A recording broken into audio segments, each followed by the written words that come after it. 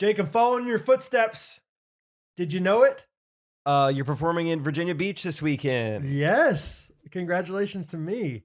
No, I'm a 2 podcast a week guy for 1 week. You were on Stefan's golf podcast. I was on Stefan's golf podcast. Yes. No, you were on the Sporty Good Times one, right? Sporty Good Times with Harrison Pollard last night. And yeah, it was really fun. I was doing it and I think I would have been a little bit nervous had I realized this earlier, but as we were recording, I heard something in the background. There was a familiar voice. And I thought, first of all, I didn't realize that Harrison was recording at Abby's house. Abby's roommates with Rachel Coop. Rachel Coop is dating Jake Triplett. Co-host. I think that's Jake Triplett's voice. Yeah, it was fun knowing that you weren't in the other room, but kinda. Yeah. You were being recorded in the other room. Yeah. And yeah, I'm afraid I know exactly when you probably heard my voice. Did Harrison seem bummed that it was loud? There was like, I had a long explanation to a question that he had, but like near the end of the explanation, he got up and walked away. And so I didn't know what to do. And so I just kept talking and like tried to fill time, but yeah. Dang it. Was I loud? Was it pretty distracting? It wasn't distracting to me because it was like, it was like secondhand loud, but I could hear something going on in the background, but it felt like it was just like if someone, let's say you're in the basement and your mom gets home with groceries, she closes the garage door, you can kind of hear the reverberation. And then she's like, I'm home. Like that's what I feel like it was like. So, but no, it wasn't too bad. Okay. Well, but apparently it was bad enough for Harrison to say something. Yeah. And I felt bad. Normally I'm pretty aware of what's going on around me, aware of my own voice, aware of any of my own actions. Right. And something got the best of me, which I didn't know if I was going to bring this up. But just another example of just Rachel and I are different and I'm learning it. Yeah, no, it is cool. And this is what I like about her. I see this in her dad a lot. It's a fun quality. Okay. And it's a quality I don't have. It's a quality called, well, I don't know what you'd call it. I don't know. Careful. Yeah. I don't know what to call it. A quality of just like, the quality is just having a good time. Just have. All right. Let me just go on the story. I love how like. No, it is a fun quality. I'm just trying not to say anything like rude. It's just like a whatever. It's fun, but I'm just trying not to be rude about how fun it is. Oh, stupid. Okay, this will explain everything I need to say. Forget me trying to sum it up. You guys come to your own conclusions. So I go over to Rachel's house last night. She's like, let me cook you dinner. I'm like, this is awesome. Oh, it's so fun. She's like, oh, I love doing it. I'm like, I can't believe that. Yeah. That's so crazy. That's so fun. She's like, anytime you want me to. I was like, that's crazy. You're even saying this. So one, she has a lot of phenomenal qualities. Okay. What did we eat? Salmon? Yes, salmon. I love when she cooks salmon. It's so good. That was a loud one. That was a loud text tone. Very loud one. I'm sorry. I was turning it up earlier for a video I was watching. And then we had broccoli, which I don't know what she did to the broccoli. It can't be that healthy, whatever she's doing to it, because she's getting me to eat it. It tastes pretty good. A lot of seasonings or a lot of... Probably just seasoning. Yeah. And then she tried to fool me by covering it in pesto, but it was some weird, like healthy pasta. It was orange. It looked like I was eating pesto carrots. Unhealthy? No, I'm saying, I don't know. Pesto tastes great. Oh. And she covered carrot pasta in it. Okay. And I was like, I know this is not right. Anyway, great dinner. I'm offering to first of all, I'm offering to help with the dinner. She's like, no, I got it. And then I'm like, let me at least get the dishes. She's like, no, I got it. I'm like, let me clean out the air fryer. She's like, no, let me do it. I'm like, I keep asking. I go sit on my phone for like 5 minutes. I'm like, I feel too bad. I got to get in there. I got to do something. Yeah. You're just completely a consumer at this point. Yeah. You haven't done a thing. Should I tip you 20%? It's not even your house. Like you're not even hosting her, like using your dishes. Like I would love to have the Wi-Fi password. I can't ask for that at this point while she's cleaning the dishes. And so I'm like, I got to get back in there. And so I was like, can I please do something? She's like, yeah. Well, yeah, you could wipe off these plates and like spoons and everything. I was like, oh, great. Oh, you need a wiper. That's came easy to the right enough. place. Yeah. I can't screw this up. Yeah. Like Brian Howard. Trust me, Pam, I would find a way. I would just screw it up. And so I'm like, okay, great. And so I wipe off like maybe a spoon and a fork, put them back in the drawer. Now we're washing a bowl. And I'm like, there's kind of some residue in here that doesn't totally look like clear, like water. It's so I like kind of rinse it back out. She's like, oh, it's fine. And a couple plates later, I'm like, this is like slippery on the outside. It's like kind of gross. Like grimy. Yeah, it's a grimy plate, like top and bottom. I was like, we got to re-rinse this. She's like, you have some standards. I was like, I mean, about like, no one's ever told me that. Sanitation? I guess. Yeah. And then This happens like 2 more times. We have the same conversation. Nothing ever like comes to light. We're just like, I guess we just have different standards. I'm like, yeah, I guess. And eventually, so I'm like, look at this one. I was like, you could see like food on this one. And I was like, and you want me to wipe it off with this towel? I was like, I'm just going to get the towel so dirty. She's like, yeah, that's the point. They are dirty. And I go, what? This is when I started yelling. I mean, obviously not yelling at her. I was just like, I'm wiping dirty plates. She's like, yeah. I was like, what? You want me to? Why? I was like, but they're going in the dishwasher next. Right? She's like, yeah. To get wet again. Yeah. I was like, the dishwasher's job is to make the things wet. Why are we putting, like, why are we drying things off? No wonder we had different, standards. Your plates were dirty. And I'm like, she's man, drying off the dirty like the semi-dirty dishes. Like, dry off. That's like going 95% of the way on this job. But I'm not going to clean them all the way, but I'm still going to dry them. And then put them in this thing. It's so funny thinking back to me being like, I mean, I guess we just have really different This doesn't seem clean. What? And I've been putting silverware back. I've been putting bowls back, plates back, thinking like, I guess this is good enough for her. The lack of observation on both your ends. Because like, was she using soap or was she just washing them off with water? I don't think I was paying attention. Exactly. She was not using any soap. And I don't think she was paying attention to you putting these things back in the drawer. I know. How many times did I have to say, excuse me, and go like around her to put, I was like, you had to know. Or I bet you had to ask like a few times, like, hey, where does this random thing that I don't even know what it's called go? Like, where's your spatula drawer? Yeah. So does she have justification for any of this? So the only thing that she somewhat said, which you're going to love the reason, and maybe had she known it was going to come up on a podcast, she would have explained herself more. But because then, of course, I'm like, you got me wiping dirty plates. I'm drying off dirty plates. Just kind of like being funny like that. Dude, it's busy work. She saw you like, not having the Wi-Fi password. And she's like, all right. It's like when, I went to Trinidad. I mentioned her like, move the dirt. I was like, move the dirt. Yeah, like, from one side of the yard to the other. Like, yeah, last week we had a church from Ohio, moved over there. Well, you go ahead and move it back. Like, okay, cool. Move the dirt. And so then, of course, Abby's all like, what are you guys yelling about? I'm like, Abby, get a load of this. And Abby's like, yeah, you dry off the plates before you put them back. I was like, put them back where?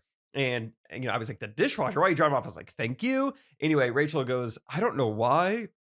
I think because, so in college, we didn't have a dishwasher. So I'm just used to like, you wash the plates, then you dry them. Which, she wasn't doing that. She wasn't. Hey, yeah, you know what? Hey, Rachel, back when I was 15 years old, I didn't have a car. And so I walked a lot of places.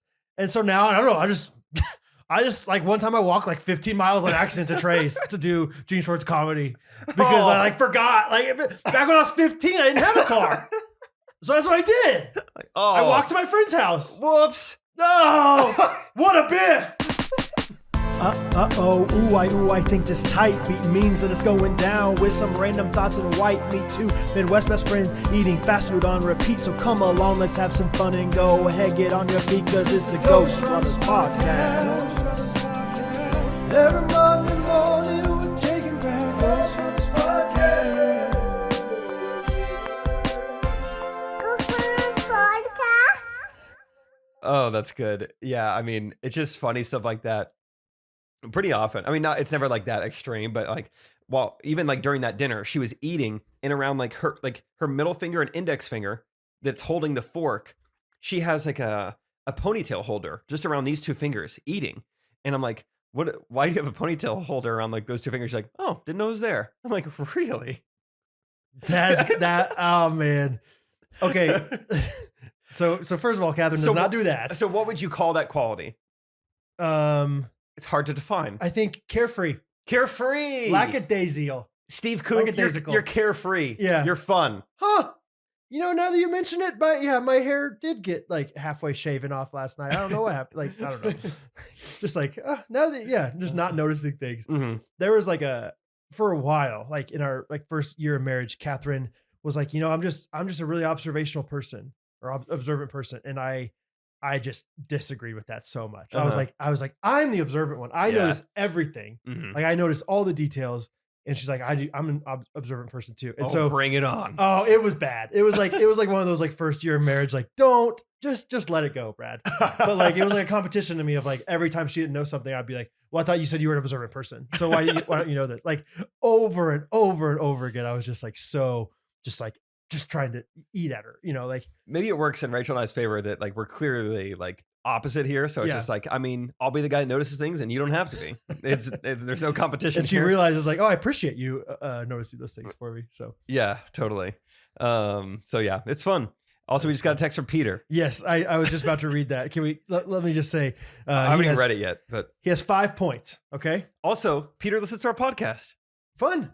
I don't know if I knew that, but it's nice to know he does. I don't know. I didn't know that he listens all the time, but he had like referenced things before that I was like, okay, Pete. And maybe someone told him, hey, you're a pretty big part of the podcast this week. You might want to listen. There's a pretty long segment about you.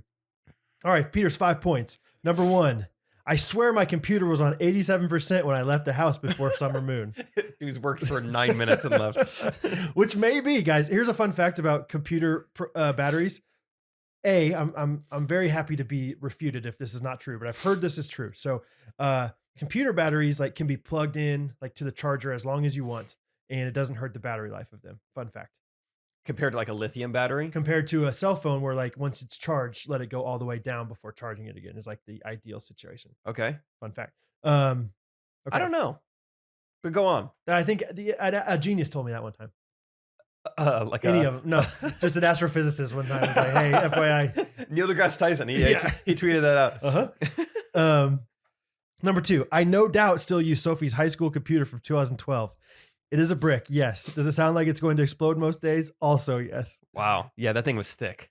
Also, like humble brag / also like asking for us to make fun of him that his wife was in high school in 2012. I get it. Yeah. Number 3, I thought everybody carried papers in their laptops like it was a folder. It was a folder. And then number 4, you nailed the road rage story. I think it's worse in Missouri because of all the potholes. That's probably true. Number 5, let's hang out soon. So fun. Peter, what a guy. That's wonderful. Fun. That's cool that he texted us in the middle of recording. That's cool. It's a good time. We just made an Instagram story about this, but so I'm just going to say it before I forget. Guys, we're on Cameo now, which is kind of fun. Cameo is a site. Maybe some of you guys are familiar with it. Where you can like pay to have like, Kevin from The Office tell your husband happy birthday. But hey, who would want Brian Baumgartner to do it when you That's like $400. Jake and Brad. Yeah. Is it really? I think he's the number 1 booked guy on Cameo. No way. It's him and one other like golf kind of YouTuber actually. The number 2 guy. Interesting. 1 and 2, yeah. For now. Yeah. For now. Ghostrunners, run it up. Ghosties? No, stop. Don't say it. Don't. I'm going to mouth it. Ghosties? All right. YouTube.com/Ghostrunners. That's funny. Podcast. I feel like I just got a glimpse. Lately, I love doing this. Like, I don't know if it's a character or what. I love doing, I just love making Rachel laugh in a number of different ways. Lately, what I've really enjoyed doing is I guess you would call it like a character piece of just being the most basic guy of all time and saying basic phrases and stuff. And Rachel's always like, ew, like don't. And that's how I feel whenever you say ghosties, do your thing. Like we all, like her brother came to town this past weekend and like we all went golfing and then we went to this like flatbread kind of pizza and bar place or whatever. And Rachel's like, okay, we order the flatbreads over here, but I guess you get the drinks up over there by the bar. And I go, after that round of golf, I need a drink. She was like, ew, stop. So I love doing stuff like that. That's great. All the time. It's fun, having a girlfriend, having somebody that you can like, you're constantly evolving your humor around them. Totally. Because like if I do the exact same jokes to Catherine every single day, eventually she's obviously going to get like, yeah, I'm used to that. Uh-huh. And so it's like, yeah, you have to keep it fresh. You got to keep it fresh. And then you get kids and you just learn like, okay, you got to dumb it down for them. You got to do different things. And it's so much fun. So, yeah, I'm in a big character piece. Oh, I love it. Mode right now. Oh, it's fun. There was a character I did at K Country called Lucky. And for the longest time, it was like my most popular character. Did he blow anyone's heads off? No. That's why he was very popular. He was a pacifist. He was the he was a pirate, but like literally his character in the skit was like inconsequential. Like literally it was like Lucky mumbles. And so I just like took I had no lines. And so I literally like just did like kind of like a Kyle Mooney-esque like character, but like I just like didn't really say real words the whole time. That's what's up. What? And like everyone thought it was funny, but classic Catherine was just like, yeah, I'm gonna be honest. I don't think that's funny at all. Like everyone but her. Yeah, I feel like Katie Kennedy is kind of the same way sometimes with Trey. Like just really honest with them. Like the stuff that everyone's finding the funniest, I do not care for. Like I think you're great. I think you're wonderful, but I mean, that thing is really annoying to me, you know. But then after like a year, I wore her down with the lucky stuff. Wore her down. And now like she does it like, you know, we do it all the time. Like instead of saying what, we're like, what? What? So that's fun. I like the idea of an inconsequential pirate. More sketches should have that involved. And like it was like I had this language, kind of like a minion language, where you could kind of understand what I'm saying. Like if I say was, you kind of know it's like supposed to say what. And so like I would just like sprinkle in either inside jokes about counselors in there, or I would like one term, all I did was like basically go through the like you know, anthology of the San Antonio Spurs. Like just talked about I started with David Robinson or George Gervin or whatever, and then like talked all the way. Robinson. And there's like minutes noise in the team. This is really good. No. And then when I force us, it's like, and like, of course, the kids have no idea what I'm saying, you know. It sounds pretty funny, but also you seem like too talented to be given that role. That's like something you give someone like, hey, we don't really trust them with real lines. I don't know why. Let's give Brad the pirate stammering. And it was one of those things, I think, like this was the second iteration of us doing this skit. Like I think they did it like, 5-6 years before I had worked there. And they said like the first time like Lucky was kind of like a throwaway character. And then all of a sudden, like not completely because of me, but obviously I made it my own and like made it like somebody that people really liked. And so that's fun. You know what it reminds me of? I don't think I came up with this, but I'll go ahead and take some credit just in case I did. Just in case. No, I don't think I did. But everyone's probably played the game Mafia at some point or another or whatever. And every person there, you're given a role. You're a townsperson, you're Mafia, whatever. You're the night watchman. You're the, what's the other one? Is there a nurse? Yeah. Or a doctor? Yeah. Yeah. Doctor. I like to play it from time to time, especially I was doing it at Kanakuk with like 7th graders. Someone is the ice cream man.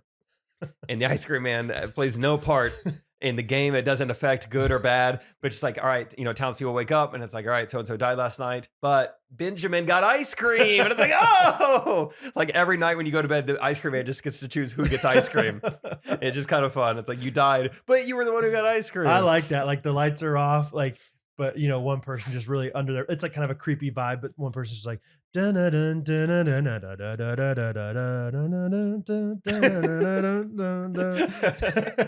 there's some guy killing people in the streets, but the ice cream man's going around in his ice cream truck. Yeah, it gets a little creepy after a while. Yeah. That's Lucky the Pirate. Lucky the Pirate. Ice cream man. That's fun. Yeah. What do you want to freaking talk about? I don't freaking know. I learned this week. So I'm a member of the Woodworkers Guild, Kansas City Woodworkers Guild. Woodworkers. Yes, I'm a member of the Woodworkers Guild. All right. And I learned this week that I have a quote unquote reputation at the Woodworkers Guild. Oh, that's scary. It's not a good thing, Jake. I feel like a bad boy. String bean. Reputation. You have a reputation of just melting weight off of your body. We call you Big Sauna around here. No, this guy comes up to me. Dude, I'm nervous for you. I could tell you the longer story, and I will. I'll talk about it on the podcast, but I'll tell you the end of the story first. This guy comes up to me. So like the way Woodworkers Guild works is, that's hard to say. The way the guild works. Yeah, is there's one person that's the foreman, quote unquote, and he's just basically in charge of overseeing the shop. If it's open, like he's in charge if anything so you get paid? goes wrong. No, it's all volunteer stuff. Okay. And there's probably 20 or 30 people that are like eligible to be the foreman. And so anyway, Roger's the foreman this day, and I'm working, and he comes up to me and he's like, Brad, hey, just make sure you clean up your area. I think he just said that at first. So I was like, oh yeah, no problem. Like I always make sure I do that. I was going back and forth, so I didn't clean up that machine because I know I'm going to be back there in just a second. Okay. I mean, just being honest with you, you're gaining a little bit of a reputation of coming in, doing your work really fast, and then just leaving. And I got a little perturbed. I would. Yeah. So I don't know the situation at all, but I still would. So first of all, there are people at the guild. I mean, the rule is like clean up your workspace when you're done, like clean up your tool when you're done, whatever. And there are like certain like 75-year-old men who will get out a shop vac and like go to every nook and cranny of that tool. And oh, wow. And I mean, the guild is often open for 6 hours at a time. And so I might be there the first 2 hours, and I'm not going to like someone else is going to get sawdust on this. Exactly. So it's like, I'm not going to like act like I'm trying to sell this thing on Facebook Marketplace tomorrow. Like give it a nice car detailing or anything. Yeah. But what I really think happened is there was one day, dude, Ah, and it wasn't. No, let me. that's all it takes. There's a guy named John Johnson, which first of all, terrible name. Like, it's not like he like married into that name. Like his parents had to be like, our last name's Johnson. What goes good with Johnson? John Johnson, right? Billy Williams. And it's like, yeah, whatever. So John Johnson. I actually think it was a day that I met you at Qdoba randomly for lunch. This was a long time ago. You think the reputation has followed you since Qdoba was still in Brother, business? let me tell you. Like 2018? I think that's where it precipitated down from. So, so John Johnson, one time I left for, an hour and a half to go to lunch, and I came back, and John Johnson was the foreman in the morning. Gary Melky is now the foreman in the afternoon. Mr. Melky. Yeah, the milkman, not the ice cream man, the milkman. And Gary's like, hey, FYI, John Johnson was not happy about you not cleaning up your table saw when you were done with it earlier. And I, right hand to God, the Father Almighty up in heaven and earth, I promise I cleaned up my workstation. Oh, you did? I 100% did. Okay. I didn't get the shop back out and, but it was tidy. Yeah. I'm not an Army cadet about it, but I cleaned it really well. And I think it was the guy after me. I mean, no. But ever since then, every single time I saw John Johnson, he's got it out for you. I mean, nicely, like very passive aggressively would be like, hey, just a reminder, just make sure you clean up your work area when you're done. And I, every single time was very gracious. And I was like, okay, oh, definitely. Yes.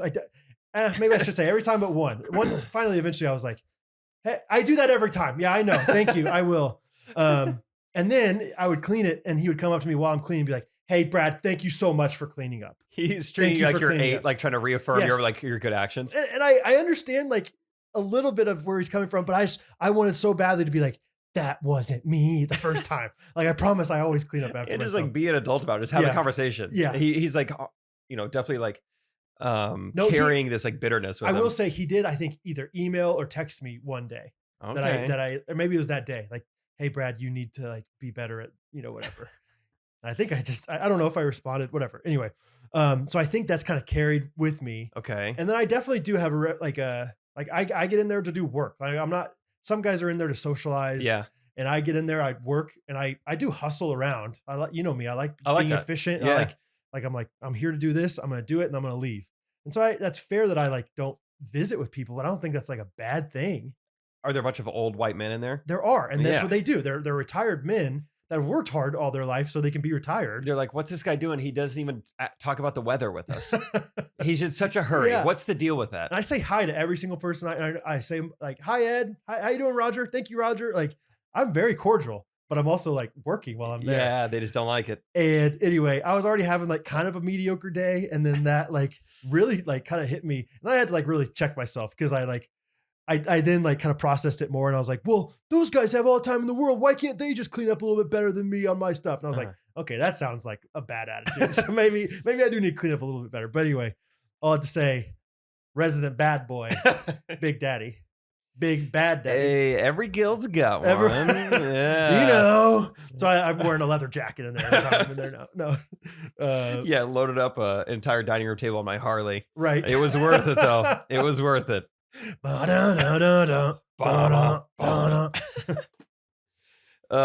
so I think that was like I don't know, shortly after we recorded, I must have had that happen. I just wrote down guild reputation. So now of course I'm like trying so hard, not only to like clean up my area really well, but also like do it a little bit slower than I need to. Like I'm probably going. And you want to be seen cleaning probably. Oh yeah. All right, I'm leaving. Just got done on the miter saw. If you want to take a peek. Yeah. FYI, I use this and this, but that guy used it after me. So yeah, how like on when you're in front of the camera, you're always trying to like face the camera so they can hear you better. That's how I'm like sweeping now. I'm like, okay, Milkman, you seeing this? Huh? Milkman. So anyway, but it's all good. Bad boy of the guild. Yeah, honestly, I don't really. I mean, I obviously care a little bit about what people think of me, but I really care about like I don't want them to kick me out. I just want to stay in it. Yeah, this was it's me a with very very beneficial thing to me. My college scholarship GPA. Yeah, I was like just 3.25. I don't care if they kick me out of the honors program. Just got to keep the scholarship. Right. So hope you have that. I ran into someone, Ryan Mustaine. I never met him before, but cool. some of the pickleball courts this past week at Saturday, I think. Oh, heck yeah, and, man. He's awesome. Yeah, he was like, hey, just want to introduce myself. I grew up with Brad, yada yada, and I was like, "What's your name?" And then he's like, "Ryan Musty." I was like, Oh, royalty. yeah." I was Yeah. like, "Totally know you." Yeah. And so he told me to tell you hi. Okay. Let me give you something back in case you see him on the pickleball court. Okay. What's up, dude? Okay. I'll relay that back to him. I'm pretty sure. I know at one point he was a pretty avid podcast listener of ours. So if I had to guess, he's like 3 weeks behind. Okay. Maybe like 4 to 5. Yeah. Because he said something and I thought it was a joke and I was like, okay, serious. I thought he was giving me a hard time. He was like, just want to come and say what's up. That way, someone could finally recognize you in public. And I was like, And then he was like, yeah, because you said like Brad is always the one getting recognized. Oh, yeah. And I was like, oh, okay, yeah, yes. It has been a while then maybe. Yeah. Yeah. That was That's probably like great. a month or 2 ago. And I was like, dude, what is going on? You're getting recognized like crazy. Yeah, right. And now you are. And now I just brag about it every week. So heck yeah, but Ryan Mustang's the man. Yeah. Yeah. That's fun. Fun guy. Fun time. His sister, fun fact, is the one I punched in the face. The only girl I've ever done that to, I promise. She's fun though. She's very fun. She could take it. She did very well. I mean, barely even felt it.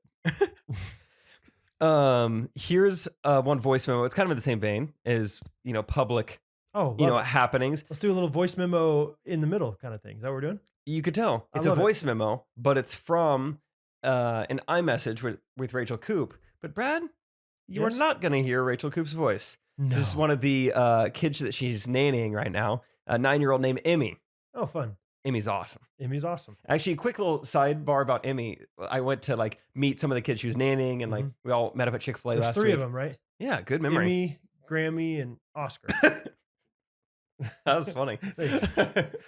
Tony's on the way. I don't have a place for this to fit anywhere, but I wrote a joke like for a stand-up set because we've talked about this on the podcast. How I don't feel like I'm a comedian at all. I'm like a true comedian to me. It's like a Jerry, like they are the ones like hosting the Oscars. I have a friend named Oscar. Yeah, it just feels different. I don't know where that fits. Anyway, Emmy is hilarious. Like when we met up at Chick-fil-A, she had crutches and it had been like it's like yesterday at soccer I did something with my ankle or whatever. We find out she has been just like milking this, just faking it the entire day just to mess with me and Rachel. And so we're just like laughing, like that's funny, because I'm trying to ask her, I was like, do you have like a favorite crutch? And she was like, neither. And she's like answering really funny, like she hates these crutches. Turns out not only is she faking it, because I was like, well, wait, you still had to get crutches from somewhere. How do you get crutches? Yeah. And then her older sister goes, she ordered them on Amazon with her own money. So I guess Emmy just wanted to like, I think I don't know if she got jealous or just like, she thought it would look so fun to be on crutches. Dude, I kind of get it. Yeah. And she's, I guess for years, just never broke a bone. So she's like, I'm just going to have to do this myself. I remember thinking like they basically, like these kids that broke a leg, like they're basically swinging all around school right now. They're just swinging one step at a time. And I mean, there's so much attention. Everyone knows when the crutch walks by, everyone's talking to him, what happened. And so, she spent her own money, $17 on crutches on Amazon. That's all they are? I was like, cheap. Good for you. Good for her, yeah. So funny. Anyway, she sent me a voice memo today from Rachel's phone. Okay. Here it is.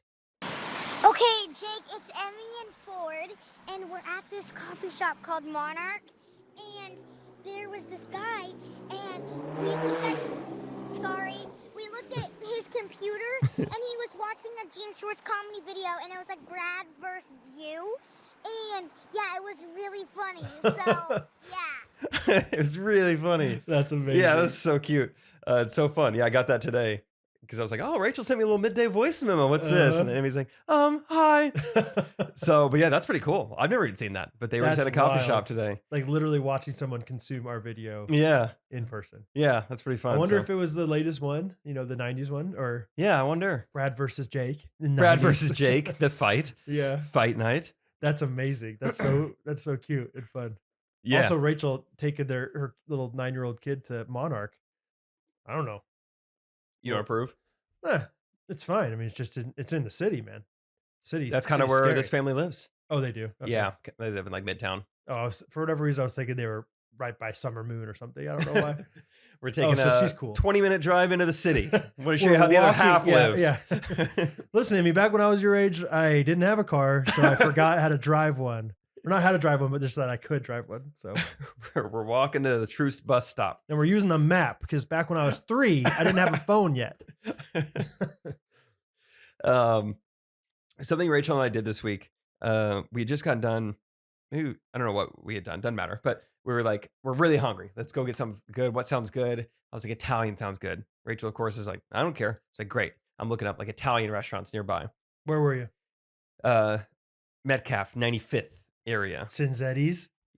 Okay, you nailed it. Okay. So did you really? So yes, dude. I didn't know. Have you been? I didn't know. Oh, dude, my brother, you are in for a treat. I don't know how more people aren't talking about. I don't know how everyone in America isn't talking about this place. I mean, this should be. Andrew Tate is taking over TikTok. Cinzetti should be taking over TikTok. Is Cinzetti's a chain? I don't even know. I don't know anything. Like, about I don't know if anybody outside of Kid City's gonna know this or not. Go ahead. It's okay. So yeah, I just Google Italian restaurant. I'm like, cool. Cinzetti's sounds fun. It says Italian. Does it look like it's a chain? I don't know. When I looked it up, like something about Colorado came up, but I'm seeing here. It looks like maybe it's just Overland Park that I'm seeing on here. Okay. Anyway, I'm trying to find what their slogan is. It's something like, so as soon as we roll all up, you can eat Italian feast. Yeah, that sounds right. Yeah. So yeah, their slogan, we get to the restaurant, it says all you can eat Italian feast. And we're like, whoa. And the only things we see outside of the restaurant are like families of like 8 waiting to get in. And so we're like, this is already like pretty interesting. And dude, it is, you walk in there and for the next hour, I saw America. It was everything that our founding fathers wanted America to be. Oh, it's inside of that Cinzetti's. Cinzetti's is awesome, dude. I saw people look like they were having the best day of their life. I saw one guy leaned over to Rachel and I said, he looks shipwrecked.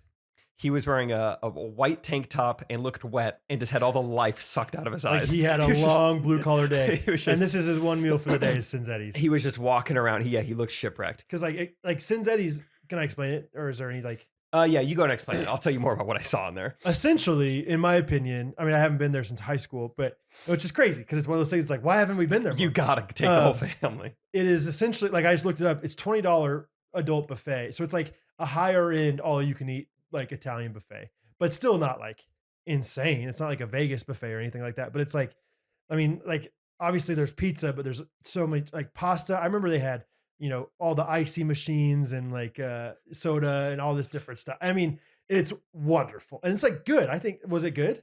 Dude, yeah. Like it's like I mean, talk about a cheat day for Big Daddy. Let's go to Cinzetti's and just pig out. Just the things in there. Yeah, it's hard to even know where to start talking about. I'll talk about the food. So they have every kind of pasta imaginable. Spaghetti without meatballs, spaghetti with meatballs. They've got chicken marsala. They've got penne pasta. Okay. They've got fettuccine alfredo. Sure. They've got I had some gnocchi in some pink sauce. Sure, put it on the plate. I don't like gnocchi. They had Kansas City barbecue there. They had chicken parmesan. Not a pasta, just barbecue straight. They had Kansas City barbecue. Yeah, it was a long line. I was like, what are you guys waiting for? They're like, barbecue. I was like, great. I mean, they have every kind of pizza you can imagine. They have all these options that, were red meat that I couldn't even have. Yeah. They have a crepe station. The entire middle island is just crepes. They have an entire ice cream station. You got calamari. I'm looking here. Multiple types of bread, just different breadstick options. Oh yeah. They have something made of chicken. It was in Italian. I couldn't read it, but it was covered in some zesty lemon sauce, and I had a gallon of it. Oh. They have everything you can dream of in this place. I never fill up my plate. I never fill up my stomach, but so many things look good. I ran out of room. Yeah. I had to put the garlic mashed potatoes on top of the spaghetti. Better than you think, guys. A couple bites got mixed. So it was nuts. It was just, I saw everything in there. Like I said, yeah, people shipwrecked. I saw a guy in a suit. I saw a guy wearing overalls. I saw a 70-year-old man with an afro. I saw an abandoned toddler in the bathroom. I mean, I'm serious. It was like Six Flags with carbs. Interesting. Yeah. It was just an amusement park of carbohydrates. Yeah. It was amazing. There was a guy, Rachel saw one of her former students in there, Rosedale Middle School. Okay. We saw him in there. We saw teenagers in there. We saw birthday parties in there. We saw 50-year wedding anniversary parties in there. We saw skateboarders waiting outside. We saw, teenage girls wearing crop tops in there. Next to us was a man named Francis. I know that his name was Francis because the waitress called him by name and said, "Hey, welcome in, Francis." And for the next 45 minutes, I saw Francis eat a week's worth of food. Yeah. He was in there in a cutoff He's tank top. memorable. He came by himself. And dude, I was Francis like went Joey in. Chestnut. I'd Yeah. never seen anyone put down that much food in my life. It was phenomenal. I was like, this dude's getting his money's worth. Oh man. Yeah. I feel like my dad's like a part of like a alumni, or not alumni, but like retired Johnson County Community College Association. I think they always meet at Cinzetti's. Like it's like a business meeting area sometimes, but it's also like, yeah, just like it's like, you know, like some places that in your mind you think are nice, but other people are like, no, let's just go in our flip flops and our wife beater. Like, no problem. Like, it's all these like random different things. So I just couldn't believe what I was seeing. I learned that Kansas City Barbecue, I'm looking on their website, Kansas City Barbecue is available Wednesday through Sunday. So Lucky me. don't go Monday or Tuesday if you want to experience that. Also, there are 2 locations, one in Overland Park, Kansas, one north of Denver in a town called North Glen, Colorado. Cool. So next time we have a ghosty meetup, we got to go to I had that exact thought because that's a perfect location. You Because guys, obviously they could get our food done quick. And do they have icy still? I didn't see ices. No? That must have been the crepe station. Maybe so. They took out the ices. I want everyone to see this because I'm not embellishing a single like piece of this. I mean, they had watermelon, they had beets, just beets, not even beet salad, just beets, just fresh beets. Yeah. Yeah. Good for them. No, I love it, man. I would love to do that with you. And I just kept eating and eating because I love pasta so much. And I ate myself. I think this happens to other people like more often, but I never, I think, get full like this. And I couldn't move. Like it was I like was just my stomach. Like, yeah, I was it's just resting on yeah. Rachel's car, and I was like, I can't move right now. And she was like, okay, well, let me know when you can't. I have a surprise for you in my purse. I was like, 5 minutes. I can't even. I can't. I don't want to show any emotion yet. That's how I feel every time I go to like a Mexican place with all you can eat chips. Because I eat so many chips at the beginning of the meal, and then it's like I still have to eat the thing I'm actually paying for.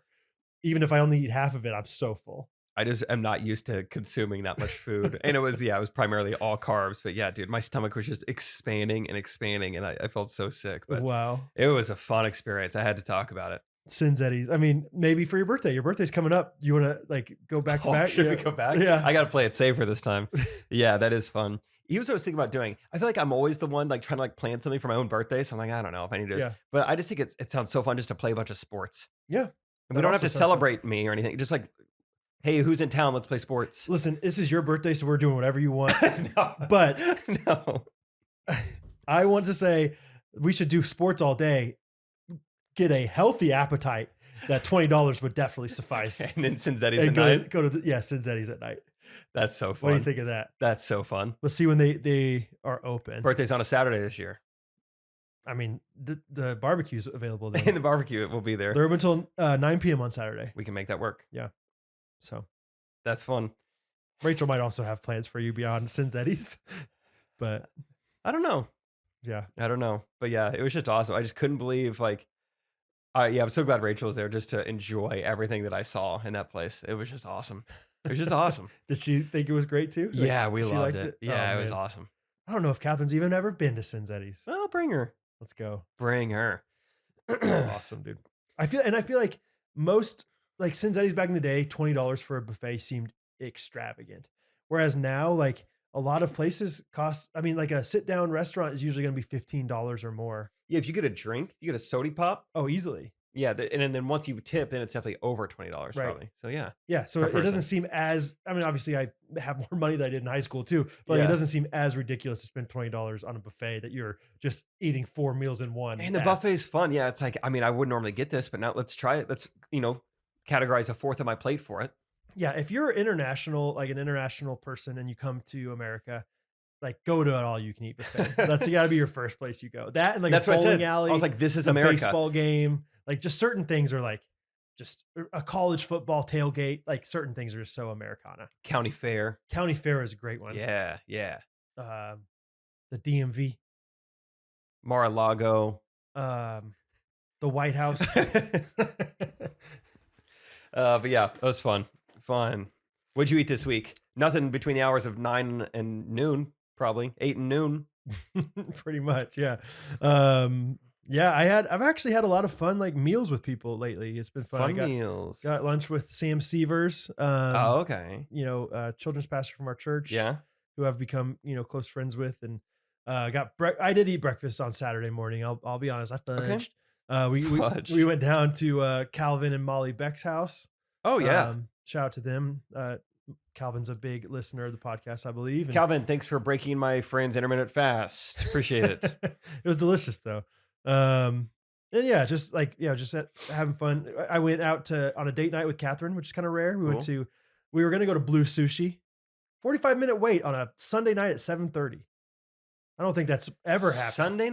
Sunday night, 45 minutes. It was one of those things that I doubted her when she said 45. I was like, I bet it's max 15. But like Catherine was like, I'm so hungry. Let's go somewhere. I don't want else. to wait. Yeah. I was like, I can eat anything. Where'd you go? Lulu's, just a Nice. classic Yeah, staple. yeah. We love it. It's great. Chill outside venue. So, and had some, I'm into boba tea. Rachel loves boba tea. Taro is the flavor I get. I don't know what it is. Taro. Yuzu. Yeah. It's like this milky milk. It's so good. I don't even know. It's like purplish and it's awesome. A lot of adjectives being thrown out. It's hard to imagine kind of, but that's cool. Yeah. Anyway. But that's about all I've eaten these days. A lot of tea. And Colorado peaches. We ordered don't know about that. A box of like 30 peaches from it's like one time a year, this farm from Colorado like delivers like to Kansas City these like wonderful peaches and they're in season. How do you find out about stuff like this? My mom found it. Like my mom ordered them a couple years ago. And moms are great at stuff. I was like, this is the best peach I've ever had. She's like, yeah, it's from this thing, whatever. And so then last year we ordered some and this year we ordered some more. I mean, and I think we got, like I said, 30 and I think we ate them all in a week. You ever make any Colorado sploosh? I would love to. Yeah, if we had more peaches, we would. Like we almost went back the next day because I was like, we're going to run out of these peaches too fast. Let's go get some more. But we did Colorado peaches. Yeah. That's like fun. Western Colorado. So, yeah. Brad, I have something I'm so excited to show you. It's what I airdropped to you. Oh, Don't look at it yet. Not yet. I got to set it up a little bit. Okay. And I wish Scott was here because I think he would be so excited. Scott just texted us and said, whoa. Travis Relaford's on your team? It's so funny how Scott like only listens to 20 minutes at a time of our podcast. Yeah, just while he's driving. Yeah. So I guess he got to that part from last week.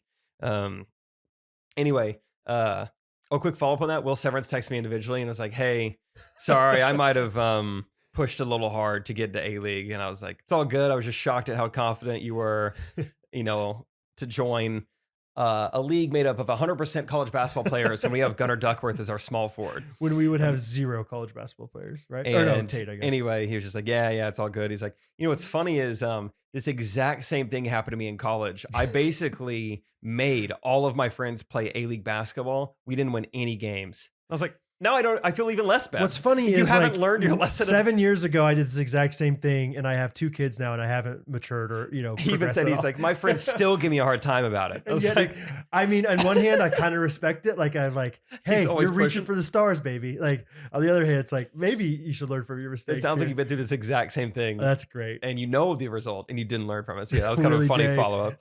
That's funny. He's like, yes, same thing happened. Anyway, how many games are we going to win in intermediate? Honestly, half. You think? I don't even know if we're going to win that many. Our team's worse than. I don't know how good Tate is. Like, I mean, I think he might be like very good, but then again, Rustin was rusty, no pun intended, but he was still very good too. I think Tate will be the best player you and I have ever played with. You think so? Yeah, I think so. Great. Yeah. Take that, Rustin. Sorry, Rusty. I miss Rustin and I miss his family. Me too. Bree, if you're listening, we miss you. Oh yeah, I forgot she listens. Catherine went to a baby shower. Yeah, for Aaron Bowling. Baby shower. I was trying to think of that. Like when I said it, it was like one of those things where I was like, is that the right, or was it a bridal shower? No, it was a baby shower. And Bree was there and she got to spend some time with Bree. She's like, I like Bree a lot. She's so fun. Cool people. Yeah, anyway, I think Bree's the best. So someone just replied to our story about Cameo. Yeah. Said, y'all are all hustle and I love it. Hustle is spelled wrong, but that's us, baby. 2 S's? Yeah. Okay. Nipsey style. Yeah, exactly. Okay. Can't think of anything to ask for in Cameo just yet, but in my dream world, I'd ask y'all to tell my boss to stink it because I quit. That's fun. Hey, first person to do that, we'll Venmo you or we'll Cameo you or whatever. We'll send you back your money because that's really fun. If you actually quit. Yeah. That's fun. Is that a good thing to encourage? I don't know. Yeah, I don't know. Now they have less money and we have less money. No, I'm just kidding. I mean, we would lose money on that transaction, but it'd be a pretty great story. Hey, Mrs. Donaldson, Kelly says, stink it. She's tired of you BCCing her on all these emails. I don't know. Well, you're okay. BCCing me on things that have nothing to do do with me. I do not think that is funny. Rachel, Tim, and I are playing golf this past weekend. Course out in Independence. Beautiful course. Winterstone. Doubt it. It is nice. Yeah. At the turn, after 9 holes, we go get like a Gatorade or something. And we're like, the Gatorade stuff is normally in here. Where is it? Like, oh yeah, it's not in there. There's a Hawaiian birthday party happening in there. So that's fun.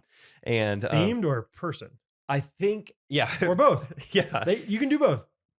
I don't know what the theme was after looking at the folks in the parking lot after 18 holes. Hawaiian people. Fun. Which is probably more fun than just Hawaiian theme. Anyway, so 18 holes is over. I drop Rachel and Tim off at their car. I go back to my car. I go to load my clubs up. And when I get to my car, there are people surrounding my car. Let me put it this way. If my car was landmass, okay, and the people were water, it would be a peninsula. Okay. I can't make it any clearer than that. Which part is connected not to them? The front. Oh, so but was there a car in front of yours? Like, could you have gotten out? No, well, I couldn't even really get to my car. I need to get in my trunk, put my golf clubs back. I can't even really get I can't get to the door or the trunk or anything. And as I walk up, a woman.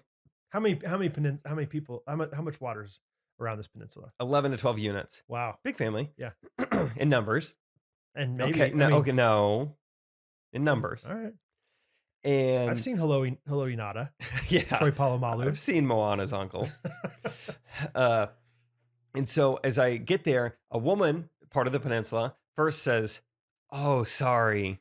And I'm like, I guess she's probably apologizing because they're around my car. I'm like, oh, no worries. Yeah. And I'm kind of I open my trunk. I'm starting to put my clubs in. And before I can even do that, she looks at me again. She goes, "I promise it wasn't me." Uh-oh. So now I'm like, I don't know what happened here.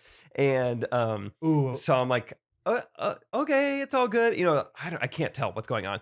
Right as that happens, then this man, I hear him clinking around my clubs, like, "Nice set of irons you got here," or whatever. And I was like, "Oh, okay, thank you." He's touching your clubs? Yeah. So, which is whatever. I mean, it's not illegal or anything, but it's just a little bit awkward. Yeah, it was a little awkward. And so then I'm like, "Oh, thank you." I'm trying to see what club he's actually looking at. Because some clubs are a little nicer, but most of my clubs are bought off Facebook Marketplace. They're from 2008. Yeah. And of course, that's the club. He's like, "Whoa, looky here." What is this? Bohm Tech? Bomb? What?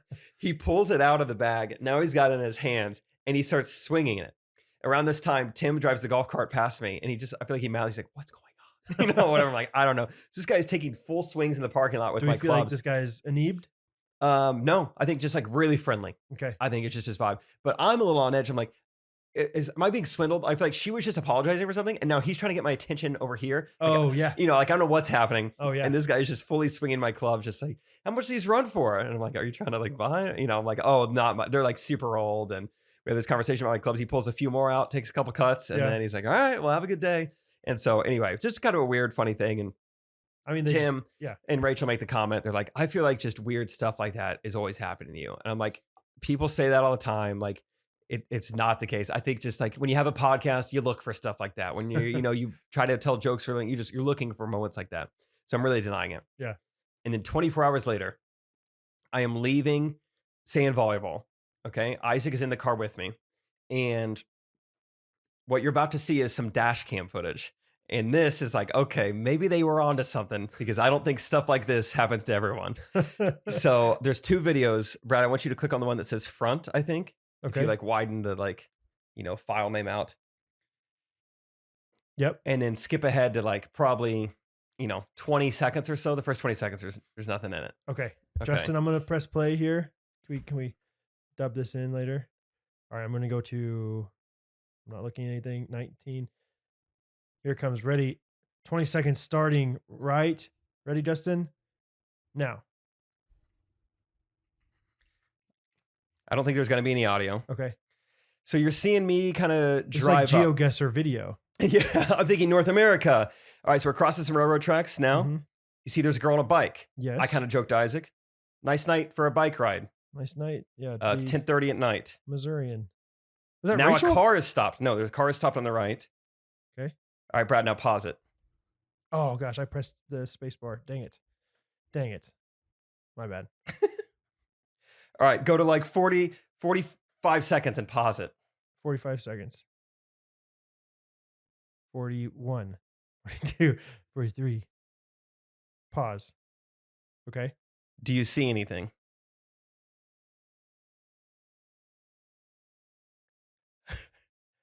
Oh, something like straight ahead. Okay. There's like somebody in the middle of the road, it looks like. Oh, is that a car on the left side of the road? Like in a ditch or something? I don't know. Go a little bit further and then pause it again. Okay. Pressing play, pausing at 47 seconds. Somebody's walking towards you in the road. Dude, a literal zombie is walking towards me. All right, you could play the rest of it. Basically, I start freaking out. This guy is just walking towards me in the middle of the street at night at 10:30 at night, holding his shirt in his hand. And like as you swerve, he's like swerving with you. He's doing like defensive slide drills with me. What in the world? Dude, it was terrifying. Wait, so first of all, do you have like a dash cam? Yeah. Oh, okay. I was like, why are you filming this? That's what that was. I'm a YouTuber. Yeah. Everything's content. Just blatantly out of the gate, you're in Missouri, right? Yes. Okay. I just have to keep emphasizing that because it's amazing how just true the stereotype is. Paige Farr joked about Missouri and Kansas the other day. She had like a onesie for her.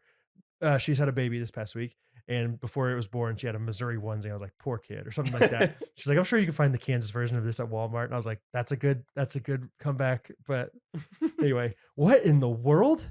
That guy's just, yeah. This is on a Sunday night. Sunday night, 10:30 at night. A man is walking towards me on a street that has a 40-mile-an-hour speed limit, trying to get hit. And as I swerve, he runs left. As I go right, he runs right. And it kind of looks like as you are passing him, it looks like he is like trying to approach you. Is that right? Yeah. So I have to drive off the road to get around him.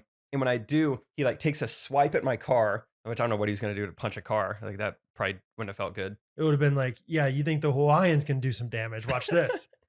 And Ohana means family. Yeah. Which I'm now realizing I never looked at like the outside of my car. I don't know if anyone did anything or what they were apologizing. Who cares? Whatever. Yeah, whatever. I trust him. I like Hawaii.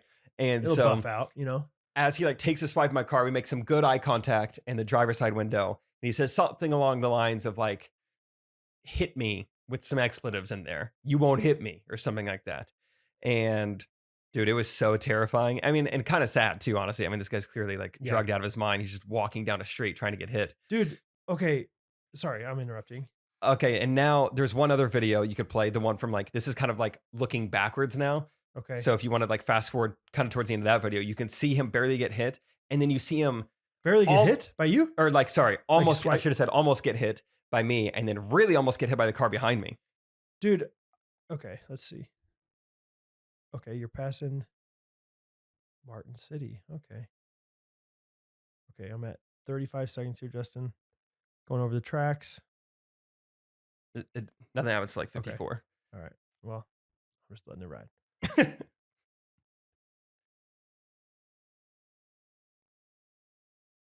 You're slowing down. You're kind of swerving around. You're going real slow. And this guy's like yelling at you. Oh, if this was old school Madden, he pressed L1 right there and just like juke left and right front into it. Yeah. Into the car behind me. We thought he was going to get hit by them. Dude. Well, it was scary. Okay. Dude. The protector in me, the husband in me is like, what about that girl on the bike? Totally. I thought, well, even more than that, I called Rachel immediately. Of course. Because she was in her own car too. Yeah. So I called her and I was like, hey, if you turn left out of the parking lot, watch out. There's a guy in the middle of the street. She's like, what? And I was like, did you turn left or right out of the parking lot? She's like, I turned right. And I was like, forget it. Yeah. Forget everything I said. Just go clean the dishes. Wow. That's. Yeah. So I called her. Yeah. And it is, I don't know what to think of the girl. I was already a little sketched out too, because it looked like a car had stopped on the right to like, I don't know. Yeah. Say something to that girl anyway. I don't know. It was a weird 20 seconds and my adrenaline was pumping. We left there and Yeah, I was like, maybe Tim was right. Maybe these things do happen. Seem to happen to me kind of weirdly. Or Tim's just like this, Iowa country boy, and he's like, I'm not coming to the city anymore. I do always give him a hard time. Like, so what's it like in the big city? How are you adjusting? It's all relative, but yeah, some people are nervous in Kansas City, like driving and stuff. But yeah, my dad hates driving in Kansas City. Really? Yeah. I have the pastor from K-State. He visited me one time, and we were like driving on the interstate, and he was like white knuckle, like he was so nervous. Really? I've had a few different experiences kind of similar to this, and every time it just bums me out, and like, yeah, it's scary kind of, and like someone is trying to get hit by my car. They were dodging into me. Yeah, it's just so sad, man, and that's rough. Have you had something like that happen? Actually, not that. There was one time. I mean, whatever. We don't have to get into it too much, but Catherine and I went on a walk in this beautiful park in Kansas City, Missouri, and this woman got thrown out of a truck. Oh, and later, whatever. I don't have to get into all the details, but later we figured out that she was selling herself. We'll just put it that way. Dang, and just got thrown out. Literally thrown. Like literally, I think she was kind of drugged up, and then she called this guy, and this guy was like yelling. Like she was like, "Can I borrow your phone to call somebody to pick me up?" And then she calls this guy that like did not want to talk to her. And dang. Anyway, that was really sad. Like we prayed for her, and then another experience where I like witnessed like two homeless people just like having a very like physical fight. Oh yeah, you told me that. That's great. It's just hard to see stuff like that. It's just really hard to just like. And both those times, Catherine was with me, and so it's like not only is it hard for me, but it's also hard to know what to do to protect. It's like I want to help this person, but I also want to make sure I'm not neglecting, endangering. Yeah, exactly. Anyway, so that stuff's hard, man. It's heavy. So that's crazy though, and I do feel like more things happen to you. Like that is really true, but I think it's because you do a lot of things. If you fill your schedule, it's just mathematically more things are more likely to happen. Right. Yeah. You give yourself better chances. So yeah. So if you're in college, get a meal plan, live on campus, change your life. I met a guy today at UPS who was like, yeah, it's actually my last 27 minutes here. I could tell I could tell. You said you didn't have to tell me. I was like, oh yeah, dude, almost over for the day. It's awesome. He's like, almost over forever, dude. I'm going to Manhattan tomorrow. You're like, which is where K-State is, Manhattan, Kansas. You should book a cameo with us. We can help you. We can help you quit. But I was just like, dude, just enjoy the heck out of it, man. It's going to be the best 4 years of your life. It's going to go too fast. Like all the cliches. Oh, he was like an 18-year-old at UPS. Yeah, he's going to be a freshman at K-State. Cool. And I was like, just enjoy it. I mean, we talked about the dorms and whatever. It's fun. So you could tell he's like got this fresh, like he's like ready to take on the world kind of thing. So cool. Ready to get out of UPS first of all, but let's see. I did mention a little bit that I was on this podcast with Harrison last night, but it was really fun. Yeah, I really enjoyed it. Harrison is really good at asking questions and interviewing people. I think he's a good listener. He's a caring guy. Yeah. He's emotionally intelligent. Yes. Yeah. We covered all the bases of Brad Ellis, basically from woodworking, podcasting, YouTube, family life, everything and anything in between. We talked about you a decent amount. Oh wow. And like just like how you and I became friends and just our dynamic and everything. It was a really fun interview, and I don't know how long most people talk to him, but I definitely think we talked twice as long as usual. That's awesome. And it was great. It was one of those things where it was like I'll keep doing this forever. And Harrison's like, yeah, I mean, you and like the Ghostrunners, you guys are talking all the time. Like I could hear you guys singing to end the episode at 11:30 when I'm trying to go to sleep. And so I was like, yeah, I'll do this forever. It was just fun to do that with him. And he told you the story. Obviously you're his roommate, but he has this Instagram account that just basically reposts old like nostalgic 90s 2000s sports things. And he's a Steelers fan, so he posted about this Steelers quarterback in the 90s named Cordell Stewart. And Cordell Stewart was like kind of a big deal. I mean, he was a big deal in his day. He was one of the 30 NFL quarterbacks. And he like Cordell Stewart like reached out to Harrison and was like, "This is awesome, man. Thank you for doing this." Because Harrison's account is not, big by any means. Yeah. And it was like, he was on cloud 9 from that. So anyway, it was fun to talk through all that stuff with them. And I told him the whole story about how the name Big Daddy started and everything. The blackjack game. Yeah, it's fun. Hit it one time. So anyway, it was a great time. It's different like when you're when you're just like a guest. Though. Yeah, you're not steering the ship. Yeah, and of course I think you steer the ship here anyway, but at least like I know kind of I can be like, hey, let's talk about this more. You know, Until like, you're still in control. Yeah. Like we're co-hosts obviously, but you're the play-by-play, I think. But anyway, it's just like I was like, I don't know if this is gonna go on forever. I'm okay with it going on forever, but I didn't know what was gonna happen. And anyway, it was a fun time. So I'm excited to hear the feedback. Hopefully somebody listens to it. I don't know. It came out last Thursday, right? Correct. Yeah. Cool. Speaking of football, just super quick, because I know this really only affects about 30 of you listening, but Ghostrunners Guillotine League. Oh, you thought I was going to do Chiefs. Oh, the tomahawk chop was up. I'm sorry. Go Chiefs. Oh!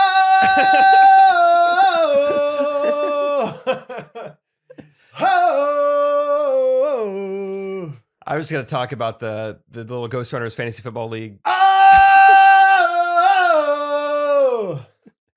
And how much fun that was last year. Oh!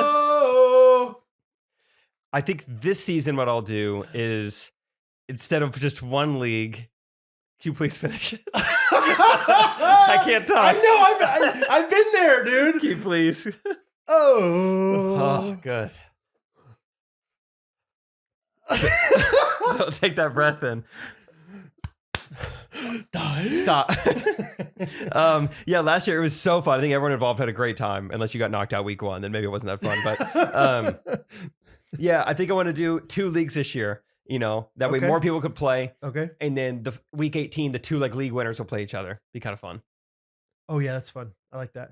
I also had the idea, I think we talked about maybe on the podcast, but like of the very last week after the 2 super teams are formed, like everyone else has a chance to get back in it, like with a redraft. That is kind of fun. Is that even possible to do? Surely. I mean, yeah.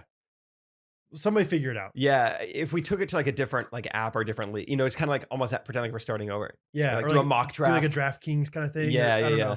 Because I think that would be really fun too. It's like yeah, you don't have the 2 all-star teams, but like let's see what you can do out of the C+ players. Still, left. James Conner's available. Yeah, big week. You never know. So anyway, be looking for that. I'm sure sometime soon I will announce a draft date and time. I think I'll do it like last year, where the patrons, $15 patrons get a 15-minute heads up. $5 patrons get a 5-minute heads up. What about $10 patrons? I hadn't thought about that per se. Let's just say like 9-minute heads up. That makes the most sense to me. Okay, yeah. And it'll be posted probably just like, Facebook page, Instagram story. So if you hear about football, just start, just pay attention. We'll have a draft here in like a couple weeks or so. Yeah. So, yeah, I think it'd be so fun. Yeah, it's going to be Just awesome. want to, get that out there. Just know it's coming soon. Join if you like playing fantasy football and know what's happening. Awesome. Brad, anything else? You want to get some voice memos? Yeah, I got a few things written down here. Hit me. One is Ellis Custom Creations is officially an influencer. I shared this with you. Oh yeah, wild. I'm almost more proud of how this happened than like the fact that it did happen. I posted a reel. I'm not getting very much traction on my reels, but I'm having fun posting them. But I put hashtags in there because I think that helps. Good.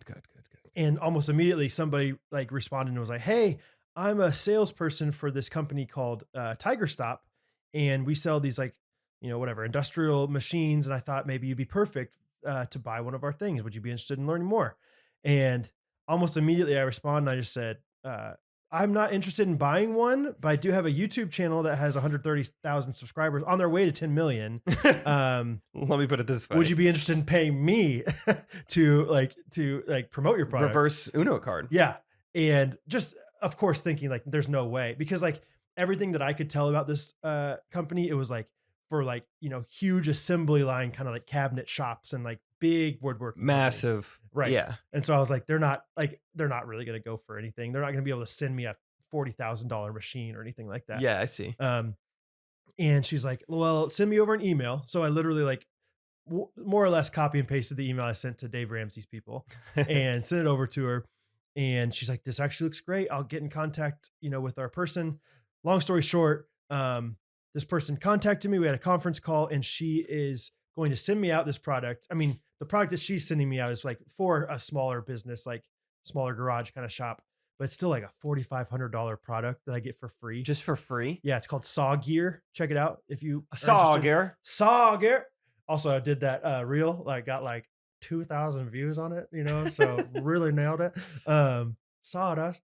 But anyway, but she was like, and the whole time I was thinking like, okay, I it was going to be like this awkward thing of like, you can send me the tool, but I'm still going to need to get paid some money if we're going to do like a jean shorts video. Yeah. My friends are obviously not just going to be like, hey, cool that you got the tool. We'll take a third of the tool, I guess. Yeah.